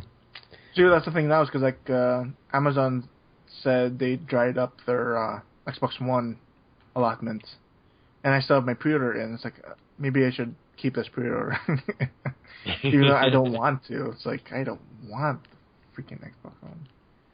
Because like the only for some dumb reason, the only game I would buy at launch is Rise. Ew, gamer. Ew. There's nothing else. There's nothing else at launch. Seriously. You take away third party, what's left? Dead Rising 3? You take away third party. Then put, like, I would be interested in Dead Rising 3, but I still have Dead Rising... Whenever does someone ever say that? Take away third party. No, because I'm buying all my third party stuff on PS4, so that's... Xbox One, so I'm getting that. That's great. I'm not a fanboy or anything. It's like that's what I'm playing. I want to play my things on because, like, especially now where it's like you have to pay online for both systems. Like, you really have to choose. Yep. It's not Team PlayStation. It's not easy anymore. It's like you have to choose where your friends lie. So. But yeah, that's pretty much the only... just which online service is better, PlayStation Plus. Well, speaking of Plus, I mean, Xbox has a better infrastructure. There's a ton of stuff that's like under $2 for PSP and PS3. It's like, wow, Alice Madness Returns, like all these Alice JRPG games. I was gonna rapid fire RPG and be like, RPG, which game should I get? Live or Die? Who lives, who dies? And then he's not here, so I can't do it. So yeah, I'm gonna have to buy them all and be like, well, since RPG wasn't here, I just bought them all. So it's his fault. Because, like, we have to see once the PS4 releases where their infrastructure, if it's okay, their online infrastructure. Because, like, the only thing I liked about 360 or Xbox One, their infrastructure was, like, you see someone playing a game, I just want to join them. You join them instantly. Like, that's, like, the best thing ever. It's like in PlayStation games, you can't really do that. Their after-conference video with the two dudes in that later, I was like, ooh. Yeah, hopefully it's that simple, but... We have yet to see that. Cause, like, when I'm playing Last of Us, like, it's hard to tell who the fuck is playing multiplayer. Like, you go to the friends list on the main screen, it's like, who's playing? Zaffro's playing multiplayer. Go to his screen, he's playing, for the past week he's been playing multiplayer, but, like, last week he was, like, playing single player, but how would I know that? I don't know that, because they don't have that presence data on the, like, friends list, so you can't really tell who's playing multiplayer, who's playing single player. That's annoying. Because like on Xbox, you always see the presence data.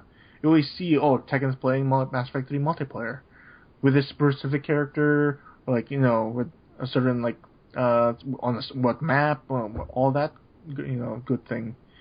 But, I don't know, PlayStation's not there yet, it seems like. They're getting there, but they're not there yet. It's like they could take the time to learn how to make their multiplayer better, unlike Nintendo taking their time to not be able to make games with higher res graphics better, which Gamasutra totally said it. Like I'd heard, it's like, you can't make games with HD textures because it's like, not as easy, so that's why it's taken so long to make those awesome Wii U games, which you had to wait for. Is that the one with the Wada quote where it's like, it's kind of hard making games? Yeah. It's like, for the past 6-7 years... It's like, did you not see anything of what was going on the Square Enix in Final Fantasy 13 in those games? Did you just not see that? Like, what's up with that? Only people who haven't made an HD game ever. They are living under a goddamn rock or bubble or... Oh my god, seriously, Nintendo, my god, wake up. Like Val said, games are hard to make.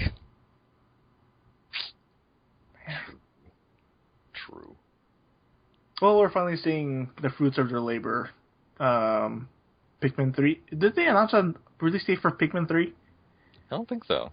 Oh, we know it's coming soon. Or I think the last thing we heard was summer.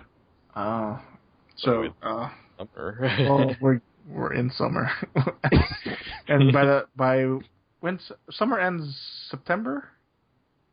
It could be there October? It could be just like Super Smash Bros. Ball. It's like, we're going to delay it until next year. Sorry. Well, they're not really developing that, are they? It's like they gave it to someone else. So no, that's not it's under their supervision for sure, but it's not really... Smash Brothers? Yeah. Yeah, like a Namco. Thing. Yeah. Well, it's Namco developers. / someone. Yep. Oh, yeah, the newest one. That meant, like, when, like, back in the day, when like, the delay after they had said at E3, it's going to come out this year. Well, they packed it full of stuff, so I was like, at least it was a good trade-off. Too bad the online didn't work. Yeah, the one feature I totally cared about. 5 frames per second. Oh, my gosh. I'm totally gonna block this move because it's coming.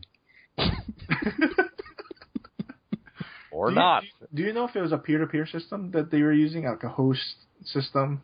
I have no idea. It was just so broken.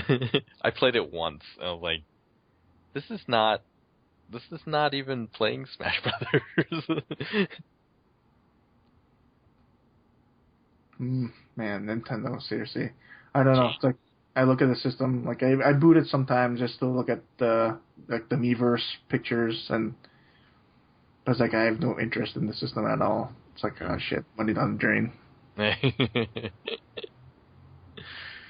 Look at, they released like new Super Mario Brothers Wii U, but it's like I have no interest. Like, I beat the games, like maybe, I don't know.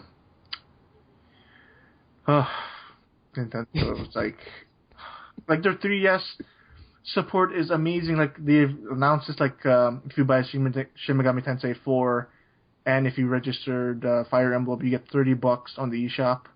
That is a great deal, even though I won't do it because I have no time to play RPGs. It's like, oh, Jesus. So, it's crazy. Like, people have been talking about Wii U as if it could come back like 3DS. I don't think so. I do not think so. I don't think that's possible. I mean, most people point to... Well, I mean, in the handheld space, who did have to compete against, like, Sony, but... Well, yeah, they also have, like, Apple.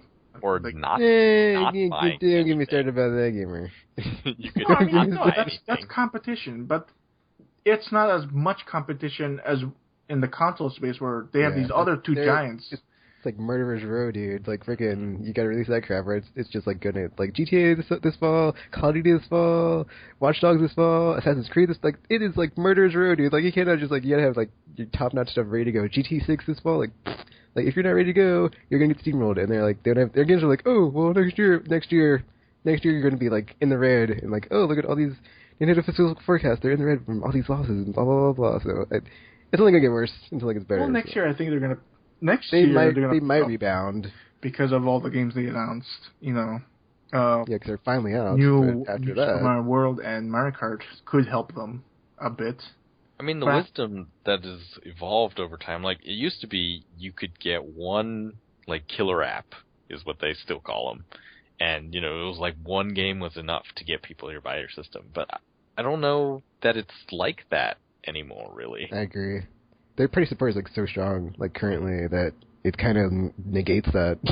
It's like, I don't need to be playing whatever Nintendo has, because I'd rather be playing what Ubisoft and EA is coming out with. So, you know, Mirror's Edge 2, I will see you on PS4, because you're not going to be on Wii U, that's for sure, because we don't make games for you anymore, because, yeah, look how good our games that we put on your systems did. Yeah, like, if you had no systems, I could see maybe you would buy, and you're, like, super into kart racing, you would buy Mario Kart and buy a Wii U and feel happy about that. But if you have any system, then, you know, $300, $250, whatever it's going to cost by then, you could spend all that on games for your current system, or you could spend a little more and get a new, like, another new system that perhaps has more games that you're interested in. On top of the fact that all the, like, cream of the crop stuff that is coming out on current or next gen and current gen that's not on Wii U is, like, not going to come out on Wii U, because it's like, well, actually, I think Batman is coming out on Wii U, but, like, besides Batman,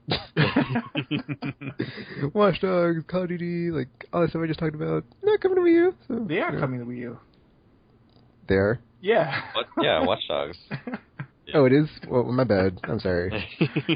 See, that's how. Wow. But the thing is, why would you want to buy it for the Wii U? Like, if like some of the modes are so dependent on having a multiplayer base to feed off of. Yeah. If there's only like 100 people that bought the game. Yeah, like Borderlands 2. You're gonna see the same people over and over again in your when you're playing single player, right? It's like Far Cry 3. Just not really. It's playing as expected, but it's like, it's not really the same. It's like I'm supposed to be seeing a different person each time, hacking my stuff. Yeah, I don't see them bouncing back from this in the console space just because it is just like such a stiffer competition. Yeah. Yeah. But I'll still keep the console because like there's some games where you can't get anywhere else. So yeah, they do have good exclusives. I'm not gonna like debate that. Gamer is in a different boat because he already has one. So if you have every time I see X, I'm like, it? why isn't it on PS4? Why? So yeah.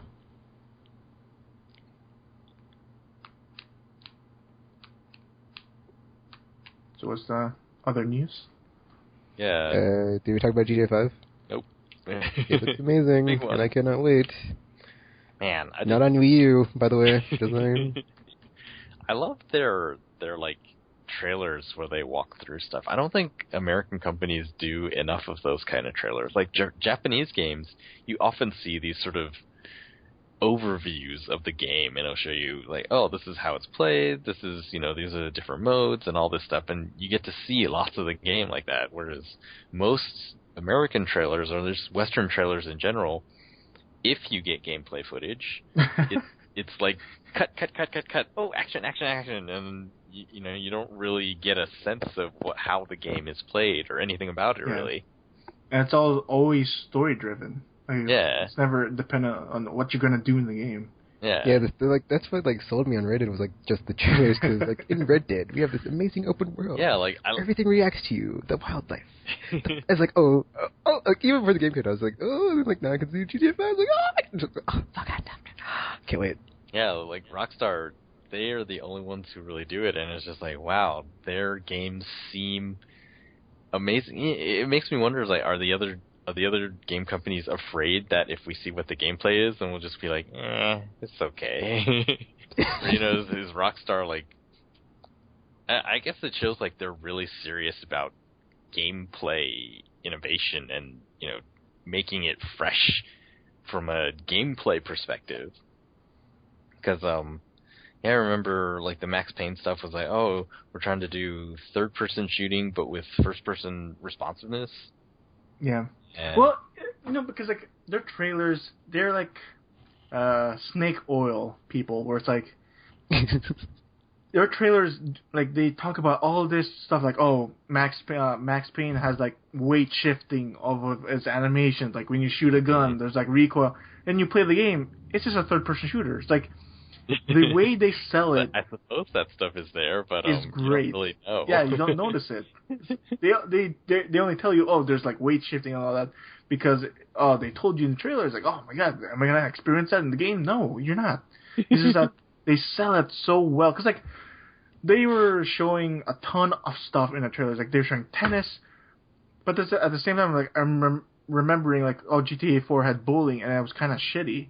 So is this tennis gonna be like virtua tennis, or is it gonna be like shitty tennis? Like, I don't know, but the way they're selling it is gonna be amazing, and that's what I like about them. It's like, yeah, I guess that's true.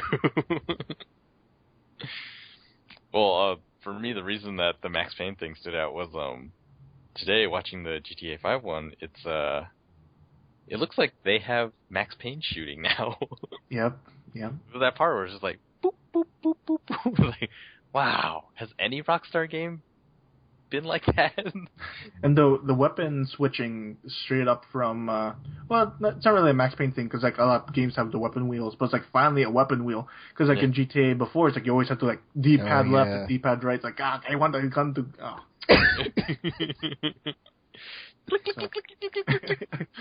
Where's the rocket launcher? But yeah, now it's a weapon wheel. It's like instantly you know what weapon you wanna get out. So that's cool. Even though it's kind of takes away from that immersion where it's like a guy has all those weapons at his disposal. It makes no sense, but it's like, okay, they just want to make it fun. So. I was just pumped when I saw all the heists. I was like, multiple heists. I'm in. Yeah. Not just one, not just two, but many, and multiple ways to do the other. Yeah, that just hit my H spot. I was like, oh, I'm in. Just so yeah. I think I'm most looking forward to scuba diving. And like the whole like multi-layered mission that like was like the rappelling and kidnapping and like taking the dude with the helicopter. I was like, dude, and you can play like all the characters at the same time and like swap. It's like, oh my god, like, that is like that. I was like, oh my gosh, that's just like, wow, just so good, just so good. Makes me wonder if you're from that mission they showed. It's like, do do you need to be forced to play as certain characters, or can you just stay as one character and just wait, just like let the AI do everything? Like I could just be Trevor in the helicopter, just standing there right. waiting for shit to happen. Like I doubt that. Well, like apparently in the earliest previews, people said that you control the switching, so yeah, you can be whoever you want to be. Oh wow. I'm also hoping that's like a like lead into like the co-op stuff. If you like can do that stuff online with your friends and be like, all right, dude, let's rob this bank. It's like payday. Sorry, but I think it's gonna be an extension of what they did in Red Dead, where it's like, you have a like Popsy. they have gangs now again because like they're transferring the Max Payne 3 gangs into GTA 5. So you have a gang, and maybe you could be doing missions like heists and shit. That'd be so awesome. It'd be like a mini payday. They better do that, because we wanted train robberies. Remember, like when we were setting up our posse, like we want to rob a train, and then that just wasn't in there. It was like So yes, this time, come on, dream fulfilled. Actually, there was a new trailer for Payday 2 as well today, or not today, but like this week. Something I watched it, and it looks really good. Like RPG elements, man. And you get like a safe house to like keep all your stuff in. So good. And you can go stealth or go loud. And that's great about the GTA 5, where it's like you can actually choose going loud or stealthy. It's like, they should knockout gas, and everyone in the jewelry shop just like, or you can go in and just shoot everyone. It's because it sort of like plays upon the that stupid what do you call it, narrative dissonance thing, where it's like, oh, you could be an asshole when you're driving, but the guy's still, he's still like a loving family man or something. It's like, so now they're giving you the option: do you want to be a psychopath, or do you just want to play it safe? So I like that they're doing that this time. Yeah. To get away from that stupid statement. So, man, it looks good. Man, I don't know what they're doing and what they're pulling off. It looks good. But I was starting to doubt it. Like, people were saying, we haven't actually seen any gameplay. I was like, that is true. And then I was like, oh man, is it really gonna be next gen? And I'm just gonna wait for it, or? But like apparently the footage is from current gen consoles. Like, okay, I think it's good enough.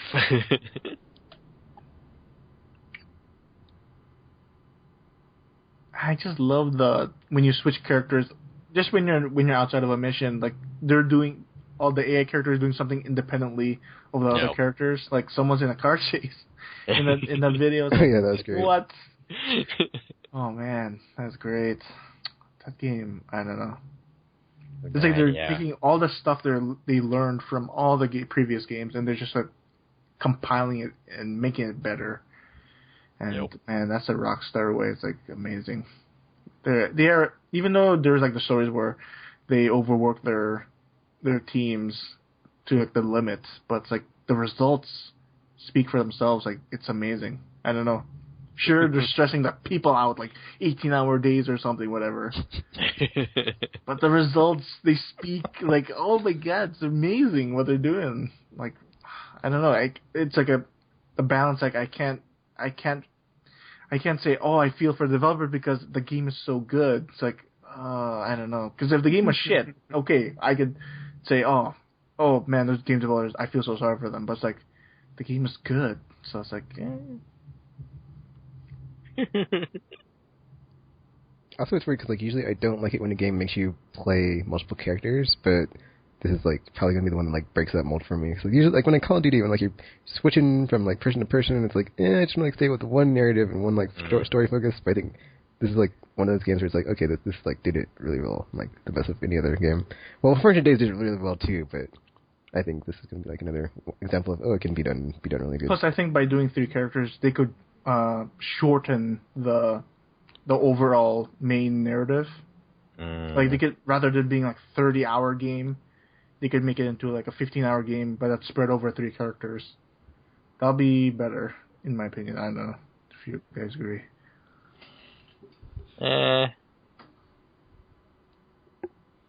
Yeah, well, I guess Actually, that'd be cool if they like added DLC that added even like more characters. Here's another character. And my problem with the Grand Theft Auto games has always been all the traveling in between. Like, I don't like driving from place to place and not just. It's like, what's the point of that? Sure, I'm okay with having the open world for missions, but why can't you just take me to the next mission if there's nothing to do in between? Well, hopefully they like borrow from Red Dead and have stuff that happens in between. Couldn't you do that though? In Grand Theft Auto 4, it's like you could just go to a taxi and just like, oh, take me there. Yeah, that's what I did. Oh, okay. Yeah. But then it was like, well, that's... Oh, but you have to keep on doing that rather than, I just want to go to the next mission. Is that what you're saying? Oh, okay, yeah. I was like, now I have to find another taxi, and sometimes they ignore for me, I'm the person that drives everywhere because it's so immersive. I'm like, yep, I gotta be in the city and feel it. It's so alive and teeming with life. So what I did for immersion was I just stayed in the taxi, and then I would just like look around, and it would take like 20 minutes to get there. Saying one of the best things about Grand Theft Auto is that radio. It's like I love listening to the commercials and the talk show hosts. Like it's a great experience to have. Like when I was playing Liberty Sea Stories, even though it's like the content's so small because that's all they could fit on the PSP. It's like some of the stuff they made up is fucking hilarious. God. I think when I played The Lost and the Damned, I always listened to that. I guess. I don't know, it's like the default radio station on the bikes. And yeah, it was like, I heard everything maybe, I don't know, a dozen times throughout the campaign.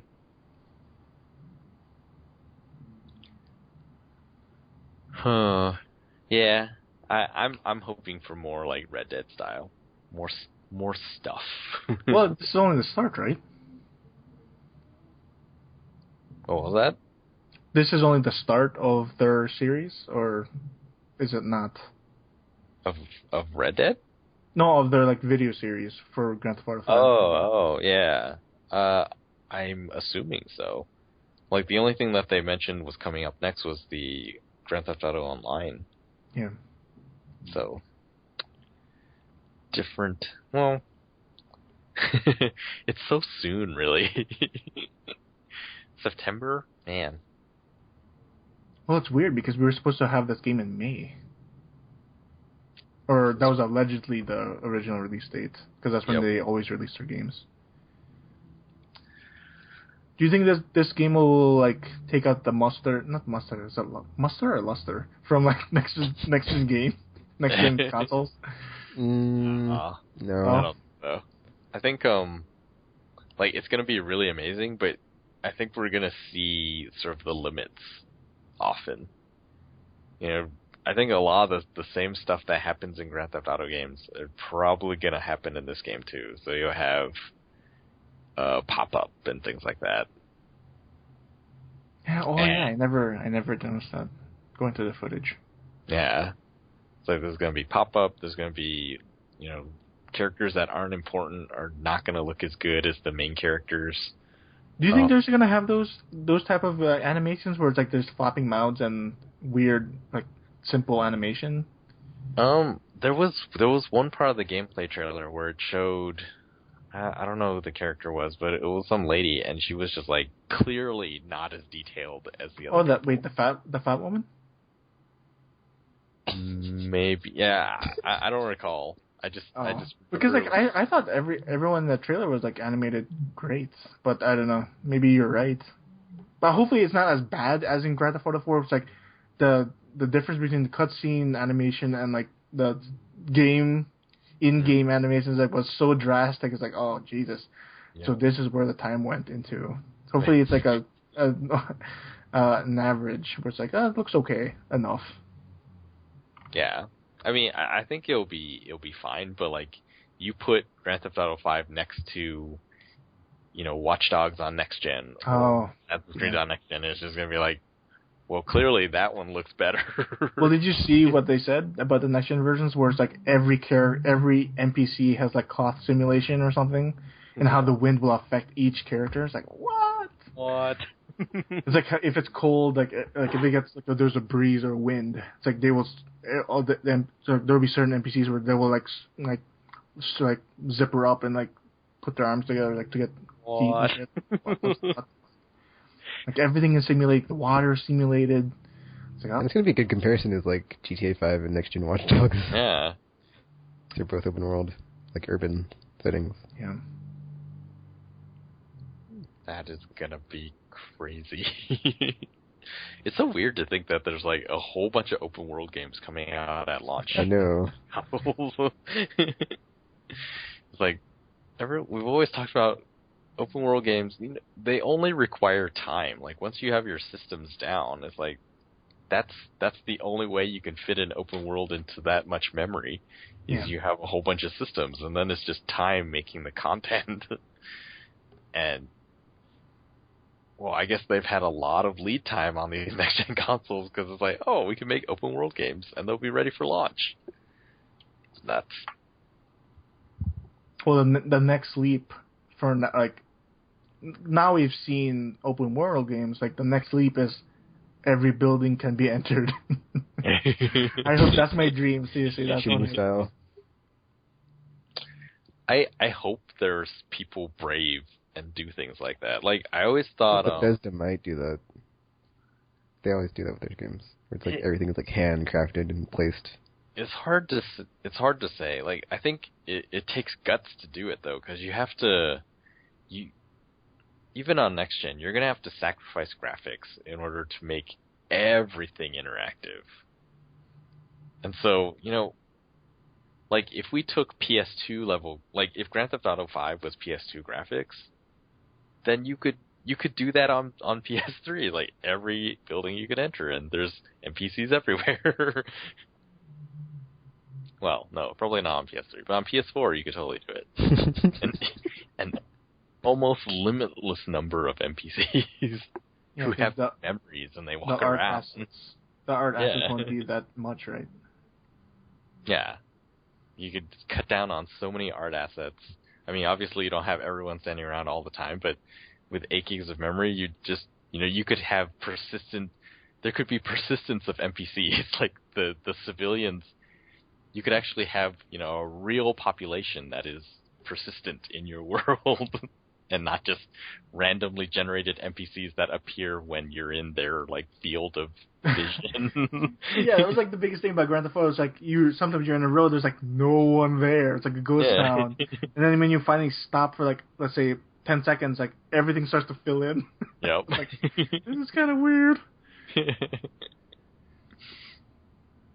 So you could do that, but yeah, like, I don't know if AAA publishers could be like, okay, we're just going to make a, previous gen looking game, but make it super interactive. Like, I think they would consider that to be too big a risk. Yeah. Maybe indies could do it. That'd be pretty crazy.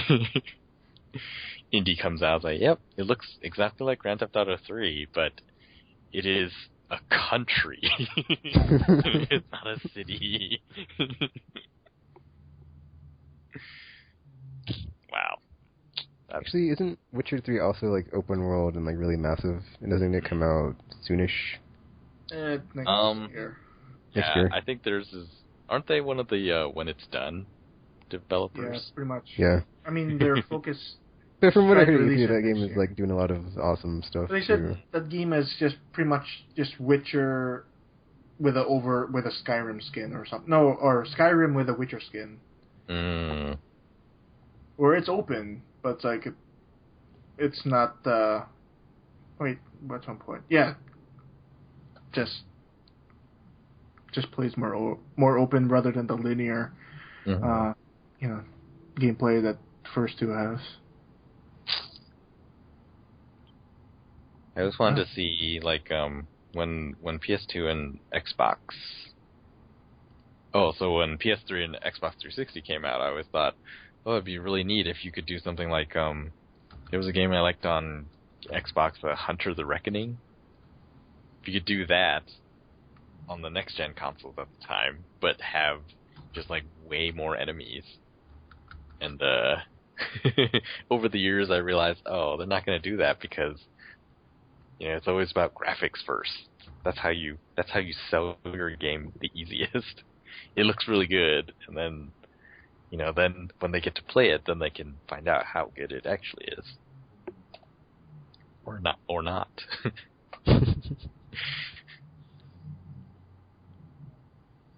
So, hopefully, that'd be cool if someone took that risk. The most interactive environment ever. Or like an episode of The Walking Dead by Telltale that takes up 3 gigs. And it's about the same length, so it's just like so many different options. Oh my gosh, dude! That would be crazy. I can't trust Telltale. Their technical skills are terrible.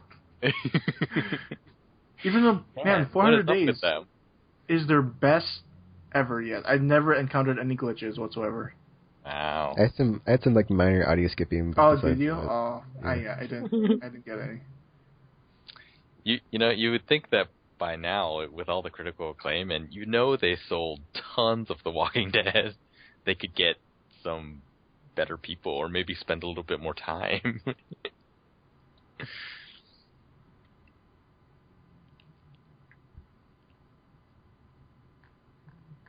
So yeah, RPGs are weird. Oh. Oh man. I'm about to wrap up too. I know, right? We need to get Tekken his The Last of Us multiplayer experience.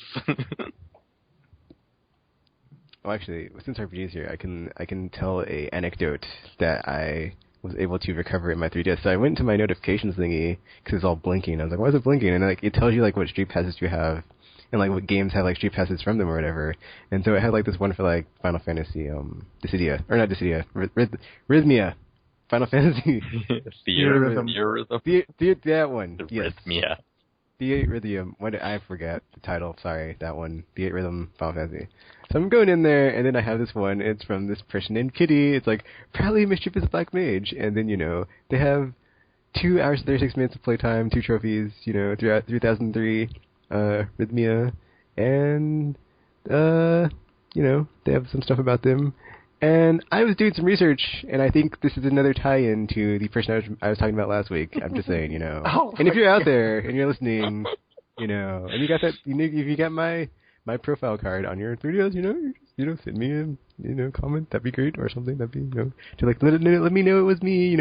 I'm just that dude with the player card that has maybe a bit too much time played. With 54 hours, 35 minutes, max Rhythmia, 40 trophies, just saying. The worn and futuristic ninja with Cloud as my profile, dude. Just saying. Wait, is he bragging or? Because I'm confused now. He's soliciting. I think he is.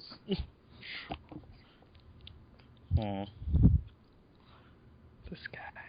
Oh, and did you mention to your viewers that listeners, that you finally joined Twitter, your hated thing, is like finally because of that thing. Ha! Well, what can I say? I had to do some investigation air quotes. So I'm on. I love how like you sound so stalkerish though. It's like I can't really set up a private message because you have to be friends with them. I was like, oh man. Well, that would have been like the easiest way, dude. But then it's like I have to tweet them, and that's like a week-old thing that happened, and that's kind of weird to like tweet out about it after like a week happened. It's like that makes me look even weirder. Because you've been obsessing over it entirely. Yeah. I don't know what you're talking about. But wouldn't it be? It would be cool, like if you, because Nintendo, they're really against this stuff. It's like if you street pass with someone like there's similar interests. I want to add them as a friend. Can you do that? Because I've never street passed. I don't think you can. I don't think so. Okay. It doesn't work like It's all that. friend codes. Nintendo would never let that happen. Stranger danger. Because look at Tekken. He saw that she plays Theorhythm, or the dude is playing Theorhythm, whatever the street pass was from. That's kind of sad because that's especially for like player myself, where it's like I don't really have a social life.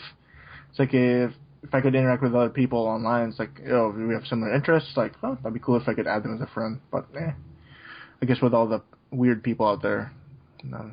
Maybe There not. are a lot of them.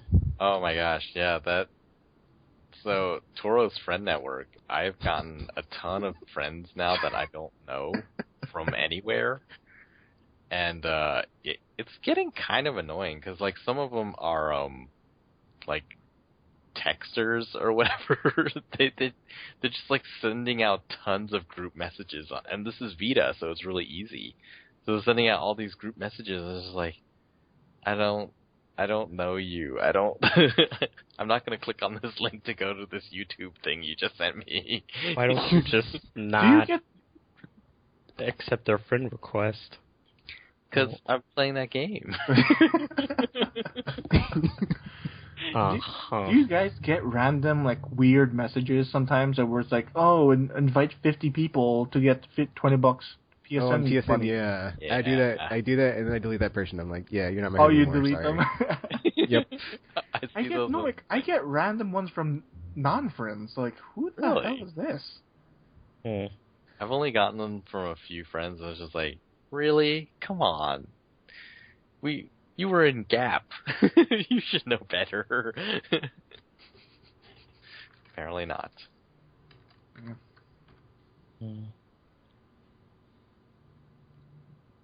So, RPGs, is there anything you want to talk about? Now that you joined us right before we Not wrapped really. up. I thought you guys were already done when I came on here. So, Yeah, we were about to wrap, and then suddenly...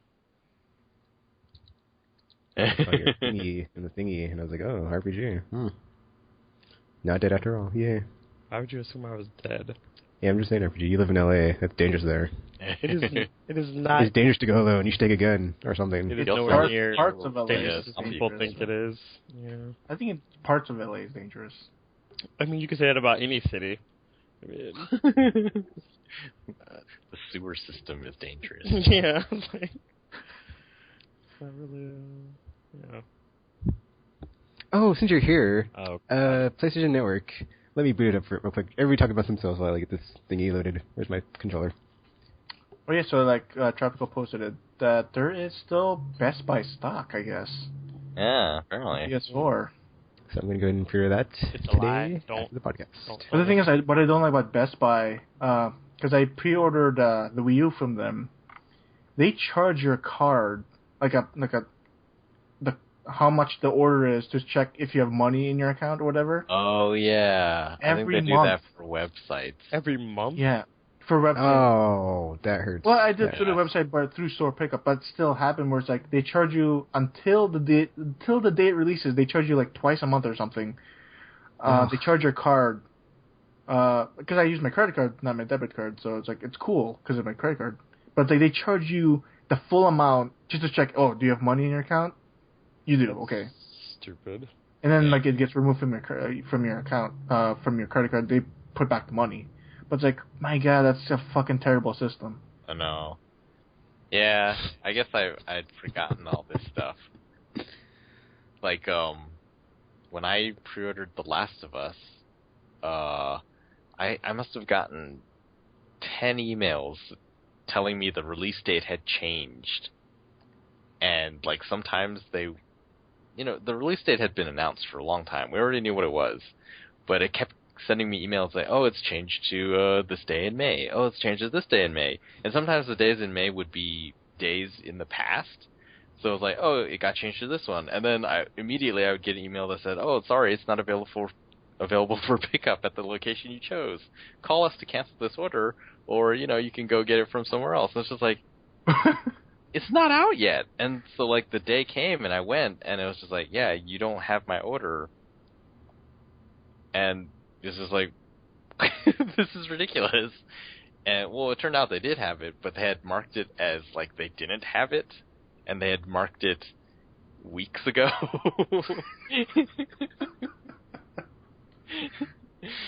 And, yeah, it was messed up.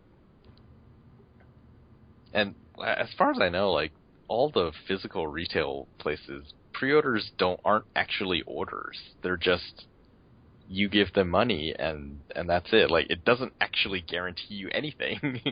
The day can come, for systems, they do. Because I still remember when I picked up my Wii U, it's like, it was scary because I thought they were out, right? Because oh my god, am I gonna pick up my Wii U? But when I told them, oh, I have a pre-order, and then the guy's like, oh, do we still have stuff in the back? Oh yeah, we do.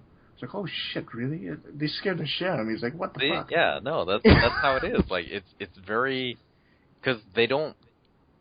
As far as it seemed like they don't really check. Like, they just send whatever to the store, and then if they have pre-orders, then they just take some of those from the ones that they sent to the store.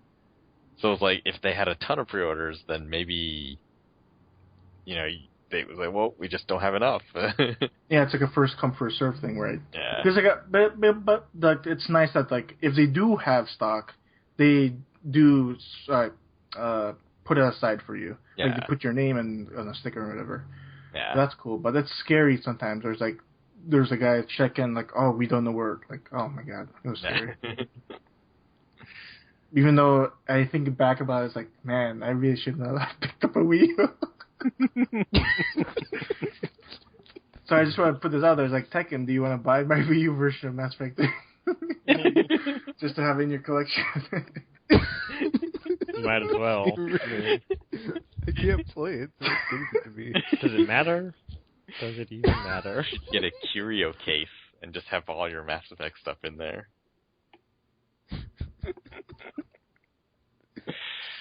Oh god. Yeah, okay, so I've forgotten how sucky it is to pre-order at Best Buy on their website. Like, I know in the store, if you go, it's like $25, and yeah, hopefully you'll get one, but you have a right to one. Whereas the website, yeah, it is. Is the full amount. That's dumb. Okay, RPG. So this week on PlayStation Store, there are a ton of awesome deals of like games under like $10 for like sale. So I'm gonna do like a rapid fire of games that are RPGs that I'm pretty sure you've either played or you know about, and you can be like, buy or no buy. Okay, so I'm gonna give you the game and the price, and you say buy or no buy. So the first game is Class of Heroes $349 for PSP and PS Vita. Buy or no buy? Nah. I'll take that as a no buy. Crimson Gym Saga for $349 on PS Vita and PSP. I mean, nah. I mean, it depends on whether or not you're like, because I think isn't Crimson Gym like one of those? It's like a puzzle kind of Tetris-y thing or something like that. I'm not that familiar with that title. So, from the description on the store, it says the perfect cast of the RPG mold, pure, polished, and streamlined. Crimson Gym Saga is all about the fundamentals of RPG fun, lush hand-drawn visuals, an engaging fantasy tale, and an easy-to-use interface. That's not to leave out the fast turn-based combat, ambush attacks, combo chains, and special attacks involving multiple party members, and you certainly would not want to overlook the sterling musical score. So that looks like it's not a puzzle game RPG. Oh, I must be thinking of something else. And since I never heard of it, I must not have thought it was good enough, so yeah, it's up to you. Well, this is going great. Okay, Growlancer, Wayfarer of Time. I think it was like $7.49. I already bought it, but this is purchased. I think it's $7.49. Buy or no buy. Oh yeah, you can. PSP. You can buy that. Yeah. Okay. Gunganir also says purchased, but I'm pretty sure it's like probably like $7.49 as well. Don't buy you or no already buy. have Gunganir? Yeah, but I'm asking you, RPG. This is you. You're like RPG Maniac of I already own it, so it's like... sense. Yeah, I was just about to say, it doesn't make any sense if you're asking me to buy Okay, it. okay, fine. So it's a buy then. Fine. I We all guess so, have yeah, it. 'cause I already have it. So So we have two no buys, two buys. Hex's Force $3.49 for PSV and PS Vita. What? What game? Hex's Force. The hell? I think that's a no. I think he might be saying it wrong or something, because HEXYZFORCE, Hex's Force. Isn't it like XYZ Force? Is that what it is? Fine, XYZ Force. Oh, yeah, I have that game, so... But it depends. It depends. Wow, really? These like have all been less than $5. I like to point that out. RPG, Hair Pants, and Full Force. He's just like, No, it's not, because I have the they're not game, but less than $5. Don't buy them. it's not that. It's just like, because for me, like, the game is, it's like really easy, and it's not like all that great to begin with. So I don't want to be like, yeah, buy this game, and then somebody's just like, why even? You could spend that $5 on a different game to buy or something. And it's like, I don't want to. I don't know. It just depends on if you're into like old school easy RPGs or something. All right, next game. I know gamers played it, so I'll ask him. Kinka Bancho Badass Rumble for $3.49 on PS Vita and PSP. Man. I know about. Buy the kit. Yeah. Okay, I'll buy that. Nights in the Nightmare, $3.49, PS Vita, PSP RPG. Buy or no buy? Buy it. Riviera, The Promised Land, $2.49, PS Vita, PSP. Buy or no buy? I have not heard of that. I don't know. All right, we'll move on to the next one. Next and last one. Yggdra Union, $2.49, PS Vita, PSP. Buy or no buy? Yggdra. What the? Is it? Wait. Is it the Yggdrasil tree or something? Yeah, I just wanted to say. Yeah. Okay. Yeah. Yeah. Nah, don't bother. Wow. It's RPG just like shooting down all the games are less than $5. It's like they may be cheap and Well, I mean, really cheap and on sale, but don't buy them. I feel like even if it's on sale, why I buy it? Still buy super cheap. Yeah, but there are other games less than $5 you can still use it on something that is worth buying at that price. There are no other games that are like that cheap. Are you sure? Okay, that's not true, but I mean like I think that are Riviera was on Game Boy. No, it couldn't have been DS. Well, I guess you could take the money you're not spending on those games and buy Trine 2 for $3.49 because that game, from what I hear, is worth it. Because even though I haven't played it, I'm sure it's probably worth all those better than all those games everybody just totally hated on. It was like there's no worth. I only spent like 3 of them or something. What are you talking about? I'm just saying RPG. I was gonna buy these games. Like you completely ruined you like crushed my dreams of like having fun with these games. They're super cheap and now I can't buy them. No, but he's like, telling you that they're not fun. I know, but it's RPG. And I know if it's right or not. It doesn't like anything. I like plenty of things. I Whatever. like stuff that is good. I just guess I'll just add Kinka Badass Rumbo to my cart and that other game. Was that your list? Wait, no. He only said. What did he say? Yes on anything else besides Growlancer? Yeah. Nights in a Nightmare. Oh, Nights in the Nightmare. Okay, those two I'll add. Oh, I don't know. That game might be too hard for you. Because you also passed on. Suck. Oh, well, then I guess I'll see when I finish it. I'm like, how hard did you finish it? Well, I mean, I did too. It doesn't mean anything. Alrighty. Is there anything else you want to talk about RPG before we end this podcast? Because we're totally at the end and stuff. What are you even playing? Is there anything you want to talk about? Or anything in the news happened that you're like, oh man, dudes, something happened with Final Fantasy or something, blah, blah, blah. Didn't they announced they're giving away an art book for the 10... I know, that made me want to peer to when I saw that. And I was like, ha, HD nice version, try. it looks like shit. I don't know, it's like the models. Yeah, look there are parts weird. that look better, and there are parts that look like they just remade them or something. Yeah. But they didn't put the care that they did the first time. It's like textures are better for sure. They redid all the textures, but it's like Yuna's face is fine, but like I don't know how to pronounce his fucking name. Titus. I call him Titus. I don't Titus. care. Titus. I don't even Titus. care. Titus. He looks Titus. weird, dude. He looks weird because he doesn't have they don't have those like rounded faces anymore, where it's like there's actually depth, 3D depth to them. It's like where he just has like a flat face, like looks like shit. Like Maybe that's how he always been. You just didn't notice it before. there's no texture on his face. Like what the fuck? It's like one tan color. Like what the fuck are they? Looks bad. I don't know, but I still want it. Yeah. Yeah, like I want it, but then like I don't need an art I book, refuse. well, it's not even a real art book. It's like one of those small ones, like the Legacy Metal Gear. Did you pick that up? I think I am going to. No, I bought it and I was like, holy shit, this is a fucking waste of money. Because I have everything the game has to offer except for VR missions. Do you have And the digital graphic novels? Yeah, those I are have the the only first things one. I don't know. The second one they never released here, but which is weird because it was in English. I was like, what the fuck is going on here? But like, what's hilarious is like the digital graphic novels. You could just put it into any Blu-ray player and you could play it as a movie. Really? Because that's what it is. They're just movies. They're not like the PSP version where you can actually like go through the like panels. Oh, really? They're just movies. because the second one in Japan was released as a DVD, so that's what they took and put it on a Blu-ray. It's like for because I put it on my PC to see how big it was. It was like, wait, I didn't see that, but I know it's like the sequel is 3 hours long, so I was like, oh, but so the compression's kind of shit. It's like DVD quality.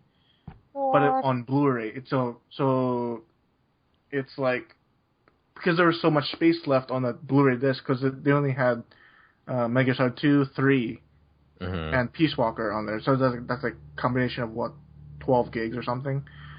So they had to fill the rest with this video, which is cool, a cool concept. But it's like, oh, it's not as unique as the PC version, whereas you actually go through the panels, you could actually zoom in, zoom out. Yeah. They don't have those anymore. And the compression is bad. It's DVD quality. It's not like, oh, it's awesome 1080p Blu-ray. So if that's worth $50 in your mind, like plus VR Missions, because VR Missions was not released on the store yet. So unless it was today, unless it was yesterday. If that's your cup of tea, then cool. I think I have the VR Missions too on PS1. Was that released on the store? No. Well, I have the disc. Oh, the disc, yeah. Yeah, from back in the day. So, man, I don't know. I paid for it. The art book, it's, oh my god, it's like not as good as the limited edition, like when they first released the collection, HD collection. That is cool, because they're like a full-size art book. This one's like a mini art book that just has all the covers and advertisements for the games. Yeah. Oh, ew. I mean, I heard about it and I was like, oh, it's like focused on the marketing stuff. Like, I guess that's okay, because there are art books for the other stuff already. But then when I saw, I went like on the day it came out, because I've been going back and forth about it, because I was thinking, I think it's like Best Buy has the deal where if you buy the collection plus Rising, which I haven't gotten, you get it all for $70, and it's like, well, that's only $10 more than a regular game. And then I have basically all of Metal Gear. But I was like, on the other hand, though, I do have a lot of Metal Gear already.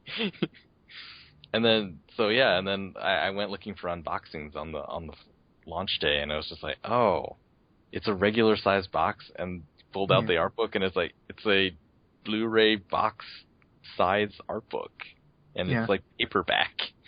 And the problem is, like, some of those advertisements were made for magazine. Like, I still remember the one advertisement that was in OPM where they showed Mega Solid, they're advertising it. I was like, oh, I remember this advertisement. But the thing is, it's so small, you can't make out the text. So what is the point of including the advertisement in the art book if you can't see shit? Like, if this was a full page, like full 8 by 8 and 8.5 by 11 art book, then you actually could read the text, like go page by page of the advertisement. That would have been a great alternative than what they have now. So it's nice to have if you're a collector, like of Metal Gear, but I don't know if it's worth it. Yeah. It's worth it for a person who's never been in the series yet. So it's like, here's $50, everything except for a couple games. Yep. Isn't that kind of how collections work in general? Some of them seem like they're just better off for new people. To work. Yeah. Unless you're Capcom, if they had released this from the very beginning, then it would have been an amazing package. Like, rather than sell separate, like HD collection separately first, this would have been a great thing to have, because like HD collection by itself when it first came out was what, 50, right, or 40? It was 40, I think, when it came out. 40, yes. Yep. So at least for when you're paying 50, you're getting everything. So yeah, it's weird. Huh? I think I'm going to not get it then, because I was going back and forth. Like, I do want to play Rising, but I don't know if I want to play it now. Of course, if I get it, I will play it now, because otherwise I'm going to feel stupid again later when it drops in price, and it's like, oh, why'd you? I should have just waited. But then, yeah, it's like, in order to get that deal, I have to get mostly games that I have. You could always sell your old ones at GameStop. For a buck. I've already checked the price. Actually, Metal Gear 4 is still worth more than $2, which is crazy. I was thinking like a quarter, $1, because for some reason I have a ton of copies of Metal Gear Solid 4. What? Why? I don't. Well, I know 2 of them because I bought a collector's edition, and then a friend of mine also got me a collector's edition that was signed by Kojima. Oh, Jesus! So Jealous. With like That's a Kojima nice and one of the models, and so it was just like I have a signed one, and then but that one's been open because they didn't want to sign on the shrink wrap, so they signed on the box, and then they put the shrink wrap back on, and I was like, oh well, that's fine. So I have an unopened collector's, I have a signed collector's, and then for some reason I had a regular edition. I have no idea where it came from. The hell? I was just like, this is weird. Why do I have so many copies of Metal Gear Solid 4? What are you, Tekken now? What's going on here? So then, yeah, like the GameStop was doing a if you trade anything in and if you trade 3 things in and each one is worth more than $2, then you get an extra $3 each. And I found out, like, I think I have 3 copies of Grand Theft Auto 4. And apparently that one is worth $6.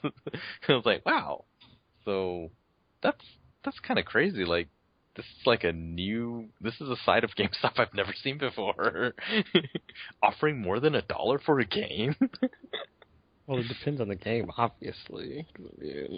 Usually it's just like, it's almost entirely age-based. You know, the game gets old, and then if it hasn't disappeared... I don't know, dude. I remember Marvel's rarity Captain 2 for like $50 used. Well, unless it's limited. But they weren't giving you that.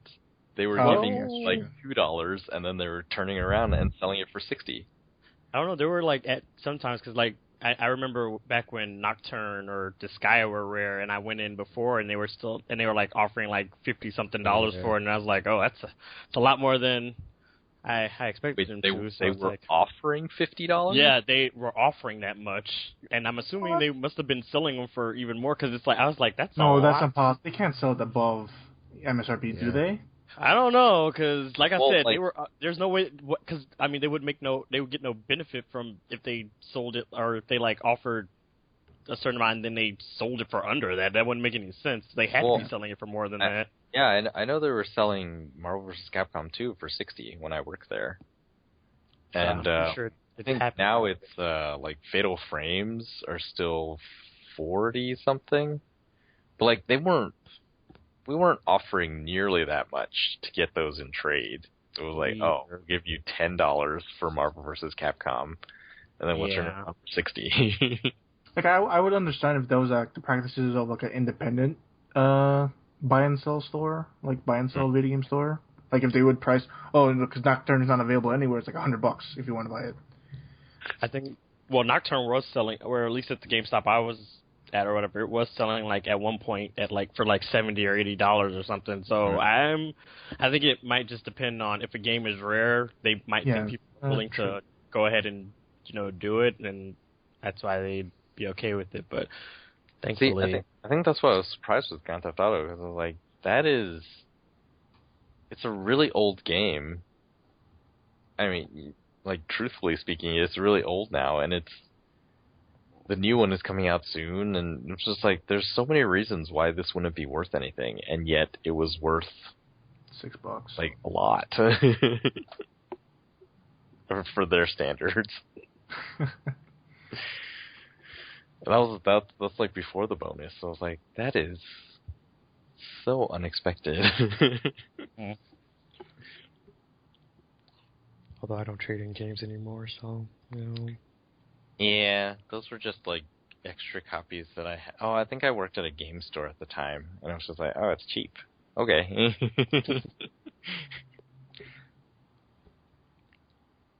Yeah. Because I always had those moments where I'm like, If I trade something in, I'll feel like wanting to play it or something like right afterwards, and then I can't do it anymore. It's like, So yeah, I don't think I'm gonna get. I think hopefully they'll just release sort of a complete bundle of Metal Gear Rising at some point. Oh man, that would be amazing. But it's not like a main series They had title, to though. add in MG5, so there's that. Phantom Pain. No, I meant just like Rising with all of its DLC. Oh, okay. Oh, you mean like a Game of the Year edition kind of thing? Yeah, because I want to play Rising, and I would like to spend as little as possible because I have other things. Well, the summer sale, right, on PSN. But you do want to buy a agility rate? Man, yeah, it's probably not a good idea for me now. You should probably get discs, although there's probably an install. Oh no, there wouldn't be because it was multi-platform. So maybe not. Anyway, yeah. Oh, speaking of install, I think that's why GTA 5 has that 8 gigabyte mandatory install. Is like all that like swapping characters and stuff to like load faster, probably. But still, nah, I think hard it's due drives to are slow compared to memory. Oh. How do you do that?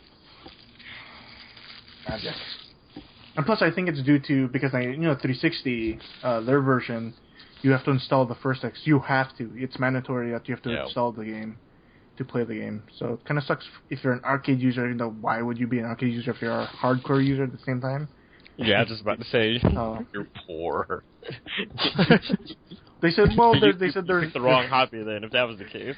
They said there's an option where you can use like a flash drive to install the 8 gigs it needs. Why? I don't know. But yeah, that's probably one of the reasons why they had optimized the game for hard drive usage. That's my guess. That's why they have this awesome switching that takes mere seconds, where in other games they have a loading screen and. But I love loading screens. Did San Andreas have loading screens? Yes. Yeah. Oh, actually, I was. Oh, go ahead. I'm sorry. Like between parts of the city? Yeah. Okay. Wait. San Andreas. No, it didn't. It did not. Which one? Was it yeah, like, San Andreas. Not like 3 did. Not like 3 did when you switch these and it loads. I know Vice City had like when you cross certain bridges. Yeah, San Andreas did not have that gamer. You sure? Are you sure? Oh man, Yeah. I don't remember. It's been. I'd have to pop it back in, but I'm pretty sure. Even like yeah, maybe you're right. City, No, I mean cities, there was no loading. I think you're right because that's how they explain why there's so much area in between cities because that was their loading screens, wasn't it? Oh, maybe. Yeah. I don't think so. Yeah, I was like thinking about that when I was playing Super Meat Boy and I kept dying and like there's like barely any like there's like it was like instant load to like your next life. You'd like I like die next life. I was like, oh man, there's like no loading in this game. Pretty sure all of Super Meat Boy can fit in memory. You can load every level simultaneously. I was like, I wonder if this is what the games of the future are going to be like. You just dying, like there's no loading. It's like, oh man, so awesome. Well, it would probably depend on the type of game, because most games don't have like lives in the traditional sense anymore. So now we're starting to wander again, but it occurred to me, I just saw someone made the console war into a West Side Story style musical. Oh god. And it was like, there's the PS4 people and the I saw a link for that, but I didn't watch it. And the PC people, and it was just like, it got me thinking. It's like, there are things coming to consoles that are better than PCs. Like, I think PCs will probably eventually have them, but things like the instant, even Steam can't do it. Like right now, you preload on Steam, and then that's how you get your on midnight launch. Like, you downloaded it days before, so you just couldn't play it. But, like, if PS4's, like, instant download stuff is real and it works like that, then, or, like, instant access stuff, that's something that PCs could use as well. True. Yeah, that would, save so much. Well, like, I don't know, I like preloading. That with Steam, that would be crazy. Like, Steam, you just, like, you click the game, and you bought it, and then you're just in the game. And, well, maybe there's sort of like some vicarious, some sort of thrill of preloading the games. Like, oh, I'm getting it now. I just can't play it. I'm getting it early. But then, I don't know. I think experience-wise, like if you don't preload, you should be able to play it immediately. So that would be crazy for PCs to have. I don't think PC has ever had that. It's always been preloading. The closest I've ever seen was Blizzard. Yeah, Blizzard like games, StarCraft 2, Heart of the Swarm. I like their implementation where it's like if you start playing the game, the movies will be streaming from their servers, and then later on in the full game, like when you finally download everything, it's like it won't stream anymore. It's like, oh man, that's a great idea. Yeah. Even though, especially with HD consoles, I don't want to sacrifice video quality. Like I have this YouTube playing video-looking thing playing when I'm playing games.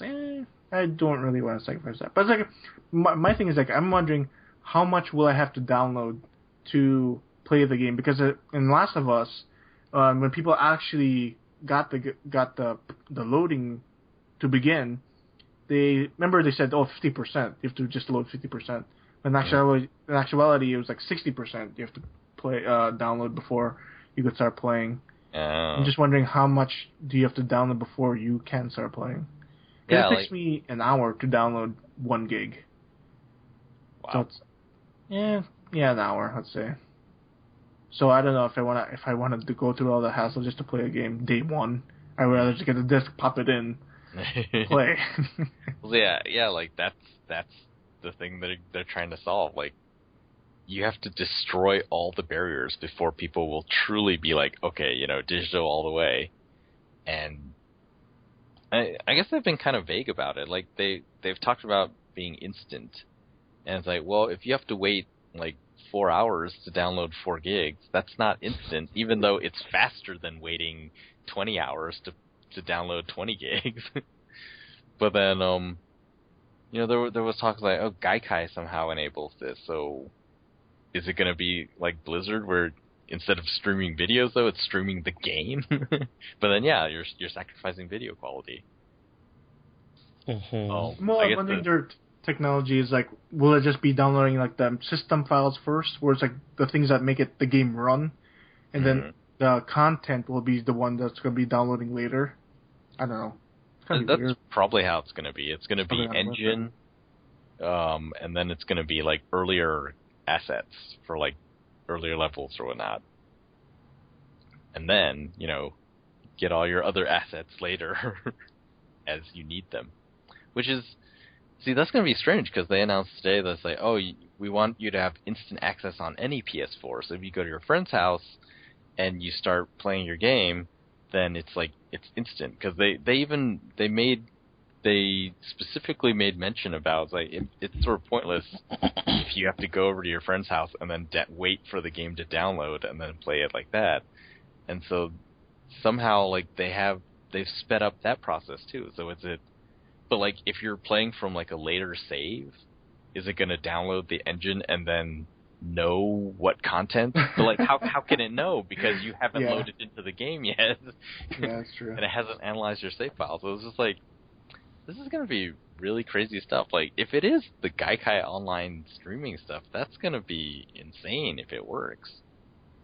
I think, the easiest one to imagine working right now is the predictive downloads, where they're talking about how it will preempt your purchase by downloading the game it knows you want, and then you just buy it, and then it's there.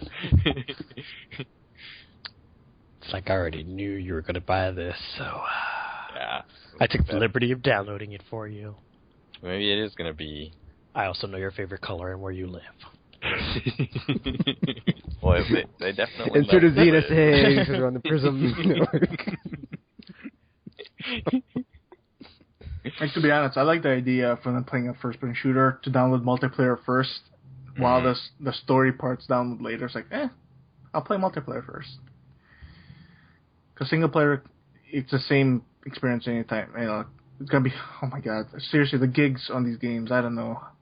Maybe because they're using less movies this time around, thank God, that game access will be only like 10 gigs. So that'd be great. Yeah, I was thinking about the two. I was hoping like in the future games aren't like super ginormous, so it's like instead of being less space, they take up even more space, and it ruins the digital distribution because it takes longer to download the games. No, that would suck. And you can only download so many games on that stock 500 gigs. No. Even though it takes let's say average 15 gigs, because they're not using movies anymore. Thank God. Okay, hope to God they don't use movies anymore. Jesus, 15 gigs per game. Movies for what? For pre-rendered cutscenes. Oh. Just to hide the loading, even though, man, 8 gigs or 7 gigs usable, that's a lot of gigs. So don't use movies anymore, developers, please. They probably don't. They probably don't really need to now. That's like my line in the sand: do not use movies, or God, for fuck's sake, God, don't use movies. You have 7 usable gigs now. Use it. Like, sure, in Xbox you have 5. I'm not buying Xbox games, so. so his only concern is except for this gamer's like golden line to somebody who's like, except for third party, doesn't, or something about the third party, so it was just hilarious. I can't remember what it was though. It was great. Take out third party. What do you have left? Yeah, take out third parties. What do you have left when you're talking about Microsoft? Yeah. But that's the thing. It's like, so say 15 gigs, 15. So 6 games will take about 100 gigs, let's say. Yeah. Okay, I did the math, gamer. On a 500 gigabyte hard drive, 15 gigabytes, that'd be 33 games. That's not bad. That's a nice amount of... I mean, it's not like you're going to keep them all on there anyway, right? So. Or if you're like Tropical, who likes to hoard shit. Well, I was about to say, of course, I don't want to delete my system data because there's an off chance I might play it. Mind you, he only has like 40 megabytes left on his PS3. And that's the thing. It's like, what's great about Steam is that you actually could back up the data to an external drive. Yeah. So you don't have to re-download it later. That's great. It's great. And hopefully they implement some sort of system like that, where it's just the data on the drive is locked to your account, let's say, but you could still back it up on a local drive you have. Because I don't want to re-download 15 gigs over and over again. Let's say, there's this really old game I have on my system. I have to delete it to have like Metal Gear Solid 8 installed. But I'm thinking in the back of my head, it's like the off chance I'm gonna play this old game again is so slim. You would think that. I don't know. That's when it gets you. That's why I don't like digital that much. But on Steam, it's great because PC I could have like 4 gigs of hard drive space, no problem. I don't know. I just don't like digital. I will never like digital. Yay. Gamer's like, I don't like digital, I would never like digital, and then like we were just talking about, except for the Steam game sucks, I already own all the games, so that's going to be my problem this year. Yeah, but Steam, it's cheap. Well, that's what like when I was downloading Resident Evil 6, it's like, oh my god, it's 20 gigs. Like, oh my god, fuck. That's a lot of fun. So I spent like half of Sunday just downloading it. Just to play it for 2 minutes to see, it works. Okay. I was about to say, did you finish? Because you got the console version, don't you? I finished it, but it's like because I have Resident Evil 5, I just want to have like the next one over it. That's why I buy the Assassin's Creed game because I bought. No logic here. No, yeah, it's weird logic, but it's like changed, man. It's a library because like I bought Assassin's Creed 3 or 2 for $5. I was like, okay. I've been playing it for 7 hours. I plan to complete it. No, you don't. But I bought the other games except for 3 because 3 is so freaking expensive for $5 each because it's $5 and it's gonna be looking nice next to my library of my list library. It's like, Assassin's Creed 2, 1, 2, Brotherhood, Revelations. Like, that looks so cool. So basically, you want to buy these things, spend hours upon hours downloading them just so you can say you have them and never use them? Yeah, that makes and they look so much sense. You're right, gamer. You win the logic games. And plus, like, Steam, they have this weird thing where it's like evil, where it's like, if you own this game, it'll save you 10% on this purchase of this game. You're not obligated to purchase the game, though. That's for some reason. That's why I have off the record Dead Rising 2, even though I've never played Dead Rising 2. It's not off the record game. Because it was really cheap. Everybody knows now. That's why Steam is evil. That's why the digital, it's evil, because they grab your money, but you won't have any intention of playing them. That's why they have to introduce this bad system, because they want you to force people to play the games that they buy for cheap. Yeah, I think that's my reason. I think that's my reason why they introduced the system. Yep. There's no other reason why.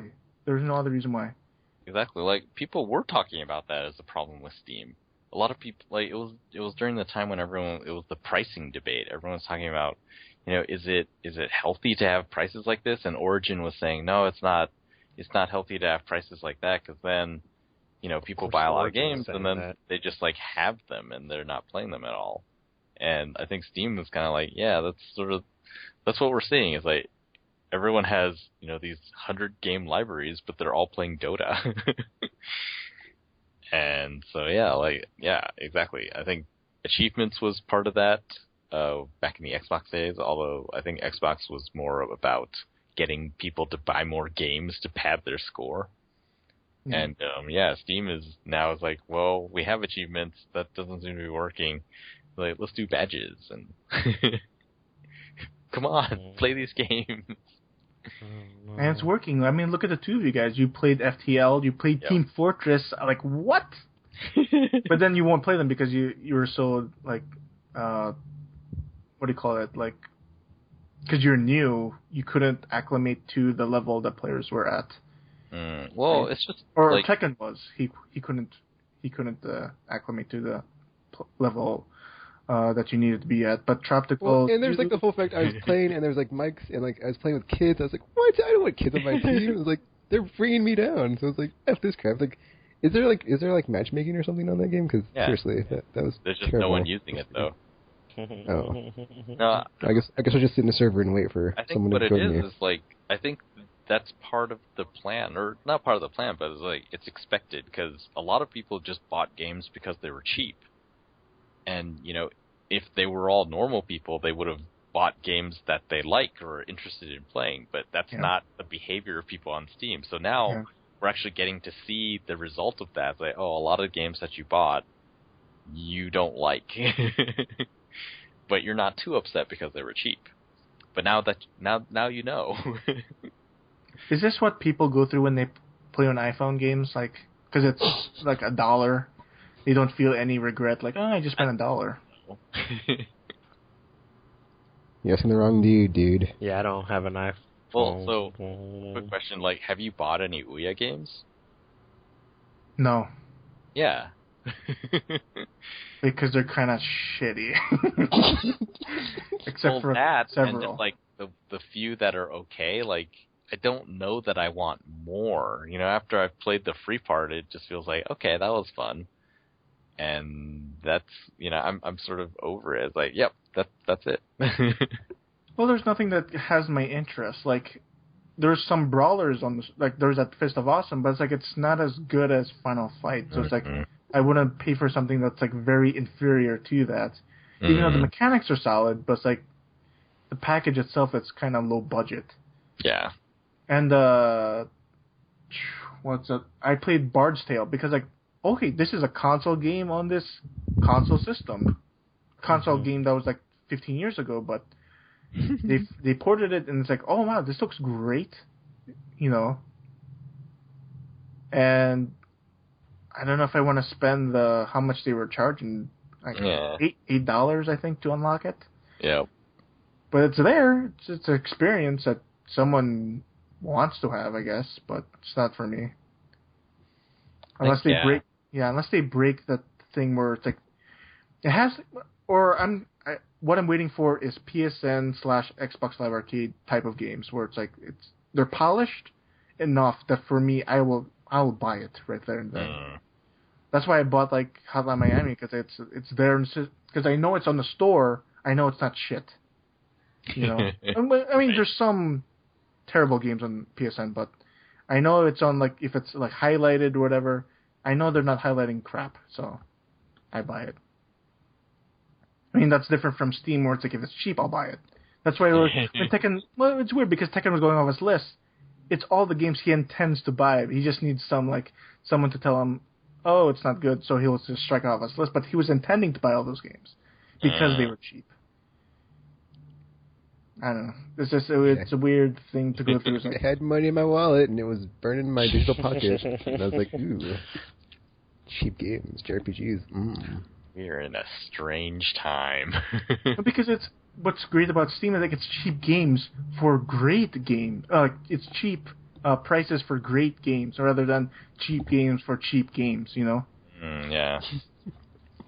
That's why Steam, man. You're holding me like you have my money.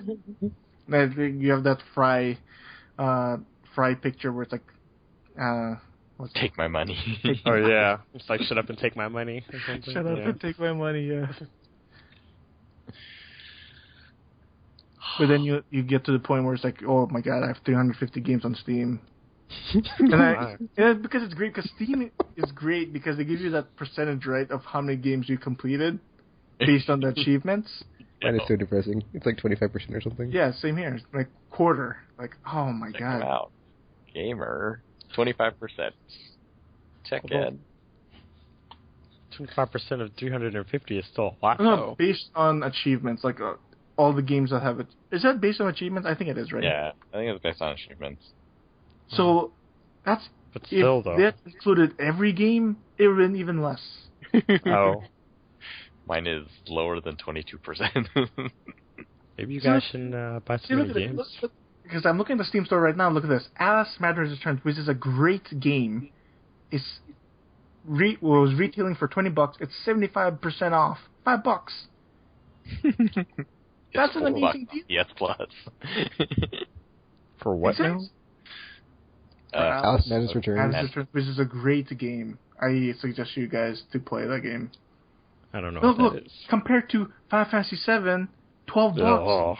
What are you I gonna almost buy? bought that day one. Oh my god, Tekken really? Why? Why Tekken? Because Why? it's my favorite, one of my favorite games. Oh, yeah, have I it. forgot Just that's like why I Chrono don't Trigger, like you. it's like every platform must be owned, so I can play it until there's like one to rule them all. You do know that game has some like shitty functionality into it. Like they replaced the music. Did not know Shitty MIDI bullshit. So there's mods now, but it's like the way that this is $12 for this game. That's not originally what it's supposed to be. Like, I'm not gonna buy it Maybe they until were it's trying to make $1. it better. I'll buy it. They when it's realized like they couldn't. $2 or something. When it's $2. But, like, I don't know. This is weird. Just I don't know how I could tell myself it's good on Steam to buy cheap shit, but then when I go on PSN, like, oh, I can't really spend $8 for this game because it's $8. That makes no sense. It doesn't make any sense to me. I don't know. That is funny actually, because I do like not spend as much on PSN when stuff's on sale. It's like I think the thing though is like on Steam, like the threshold is like so much lower when the stuff's on sale. It's like the prices are so low, but like PSN until like this week it was like, oh, I didn't see stuff like at the low prices that I see them at now. So it's like, ooh. But even then I'm still like, Alice Matters Returns, cause I guess probably because I have other stuff to play. So because I am like actively playing on console, whereas on PC I'm usually doing other stuff like stalking playmates and stuff. But you know. Yeah, I guess. Well, I mean, most of my library, which I only have like 100-some Steam games, but they were part of bundles. So I would just like click one thing, and that one thing would have been like $10, and then suddenly I have 20 more games. Like I've bought a few bundles in my day. the indie bundles were crazy cheap, and then like the Yeah. potato sack was really cheap, and there was a ton of games in there. And like I got the THQ bundle before they died, and that was only like $20 or something like that. Yeah, THQ. What's the other bundles? I got the id and software, the Star Wars one. Oh yeah, the Star Wars one was humongous. It's just like, yeah, you build these libraries really fast, and some of those games, wow, they're like the 90s. They're old games. Hey, the 90s were a good decade of stuff. Oh, for the record, I have 314 games, not 350. Jesus, gamer. That's still a lot. It's weird. It says all games 314, but it says on my profile 318. So what the hell? And not to mention, these doesn't include like the stuff I bought from Amazon, where it's like I still have keys for that I still have, but I can't really redeem them because I already have the game. So,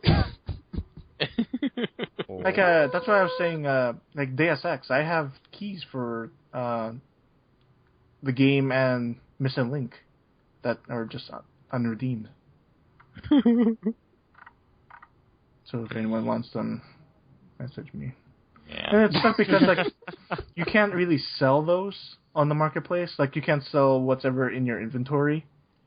Like that's why I gave RPG Amnesia, because I can't really do anything with it because you know, everyone has it. Like I have Civ 5 from, I have no idea why. Like I don't know how I got play this. the Civ games? I played Civ 5 for like 20 hours in one game, so it's like not 20 hours. I think it was like 15, but one game. I'm still not done with it. It's like, but I got so bored of it because like I was just doing the same shit over and over again, and like, you're just like upgrading and all of that. But yeah, because I enjoyed my time with it, but for some reason I have an extra copy from God knows what. I think it's from Max Payne 3 because they had the thing where it's like, well, we're gonna preload, but they never preload until the day of the game came out, and I was preloading 30 gigs. So oh my god. But like I have games for Max Payne 2. Like what? I already have those games. I have COGs, I have Frozen Synapse. Like I have all these games, but I haven't made inventory that I can't sell. I hate this. And this is what Steam does, because like sometimes when you buy bundles, it doesn't really go to your inventory because you already redeemed it. Mm-hmm. So that's good for me because like I don't have to deal with the hassle of like gifting and trading and. Steam. Sorry. If it makes you feel any better, I did play Amnesia at least. So. Oh, good. There you go. Nice. Did you run that Resident Evil? Oh yeah. What was your frame rate or score thing? Oh well, for anything higher than I think like what was it, like the 12 something thingy, it was a C, and it was like it'll run, but it's gonna have like slowdown. But I was able to go like one below that and get the B for the standard one. So I think it was like 1024 or something for the graphical thing and some other thing. And I don't know. It seemed like it ran okay, but I don't know. That's not bad for a laptop. So yeah, that's the thing. Yeah, I'm looking at my Steam page and I have 180 games.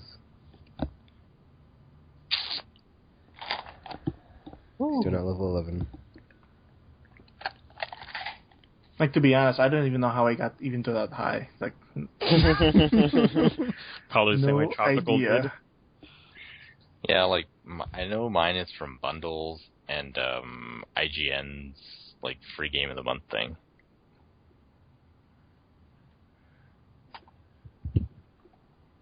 But yes, it is insane. Also, I've been on there for 5 years? Oh, that's a long time. I have 7 years. I've been there since the beginning, so. But the beginning didn't have anything. It was just like half a game. Yeah. Oh, I think I bought the Valve bundle as well with all the Valve stuff. Yep. Man, it's weird to think that Valve hasn't really made that many games. Yeah. They made one game, Half-Life. And it's crazy because they should be making mods. More games. Why? I want more games from them. But they keep on making the same goddamn game over again. And Steam. They're gonna announce Left 4 Dead 3. It's like, really? Maybe they have enough monies already. Because they're done with. They're not done with Dota, but they're done. They released it to the wild, like no longer invite only. It's there. It's free to play. Mostly, yeah. But hopefully, since they're already past the hurdle, like, here's our next game in 2 years. Hopefully, it's Half-Life 3. Oh, that was a game, wasn't it? I forgot they were doing that. Well, it's nice because like we're already in the next generation. Like once the consoles hit, like, oh, that better be the barrier that Valve was waiting for or something. I don't know. That they could find. Maybe they were just waiting until they had enough games to do like an Orange Box 2 or something, because they just didn't want to release it by itself. Yeah, they could put out like sequels of everything. It's like Team Fortress 3, Portal 3, Left 4 Dead 3, Half-Life 3. The sequels you've all been waiting for. Just do it all in one shot. Ooh. That would be pretty awesome. Well, there's like Box they're getting into so many areas. Like they were going into Steambox, but they're not going into Steambox. Like it's confusing what their interest lies anymore. Just trying to make the next big thing. Because like they've introduced things like Steam Linux, which is like growing support. Yep. But it's like people use Linux. They're not gonna use it for games unless they want to. It's weird. Like they introduced Mac support, which is great, but it's like I don't have a Mac. But the new Mac Pro, it's like sexy as shit. Like maybe one of these days, like maybe I'll load up Steam and I'll have 100 games already on my. Oh, gamer. That is a really awesome aspect of Steam, actually. Yeah, the crossplay. Cross-platform. Yeah. So one of the reasons why I buy when they show on PSN, it's like, oh, it's cross-buy or buy only once, and you have it both systems. Like, oh my god.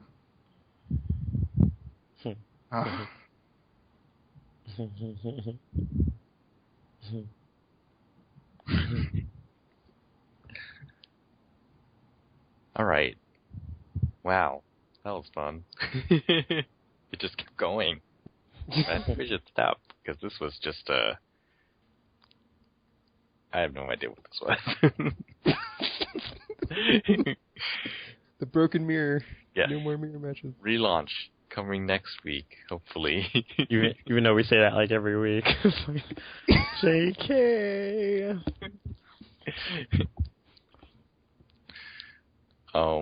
So yeah, look for it on aimlesspodcast.com and on YouTube and Facebook and Twitter. Oh man, I can Twitter now. I can tweet people. Oh man, sorry. I was about to say that thing that RPG always doesn't like me to say, so. Oh, yeah. I'm going to say it anyway. I can tweet in her Twitter. Oh, God. On that podcast. And she might be like, oh, hey, that's awesome. That is not. Do you remember the things I you did said? with you. I think you should give her like a simple tweet, like I got your Street Pass, cool, like something simple. A week ago, because that was. Don't say a week ago. That's the creepy. Because then that's what makes the now it makes Yeah. it sound like. Okay, I'll just put that in. Seems weirder when you attach times to stuff, because then it's like you've been counting down the minutes or the seconds and stuff. It's like, oh, that's not creepy at all. So. Make sure your Twitter profile looks legit, because so that it doesn't look like it's something that made up in a second, where it's like just a stalker and shit. Tweet some more first. Yeah, tweet some more. Yeah, tweet like a week's worth, and then tweet. Like, oh, I got your Street Pass. Make yourself look legit. Don't. Yeah, don't look like a bot or something. Or just some creepy stalker guy, which is what you are. So yeah, you want to avoid that. Of course, by saying this on our recording, and if she was listening, there goes that. So, good job, team. No, but you want to say, Second's not a stalker. Oh, he's just well, interested. No, I'm pretty sure he's in stalker territory. I mean, the only reason why it hasn't gotten worse is because she left the state, so... I know you're talking about RPG. This, what happened with GameStop Girl? That totally didn't happen badly because of the stalking thing. Well, that's only because she left. Did she leave the country? I mean, I'm sensing a pattern here.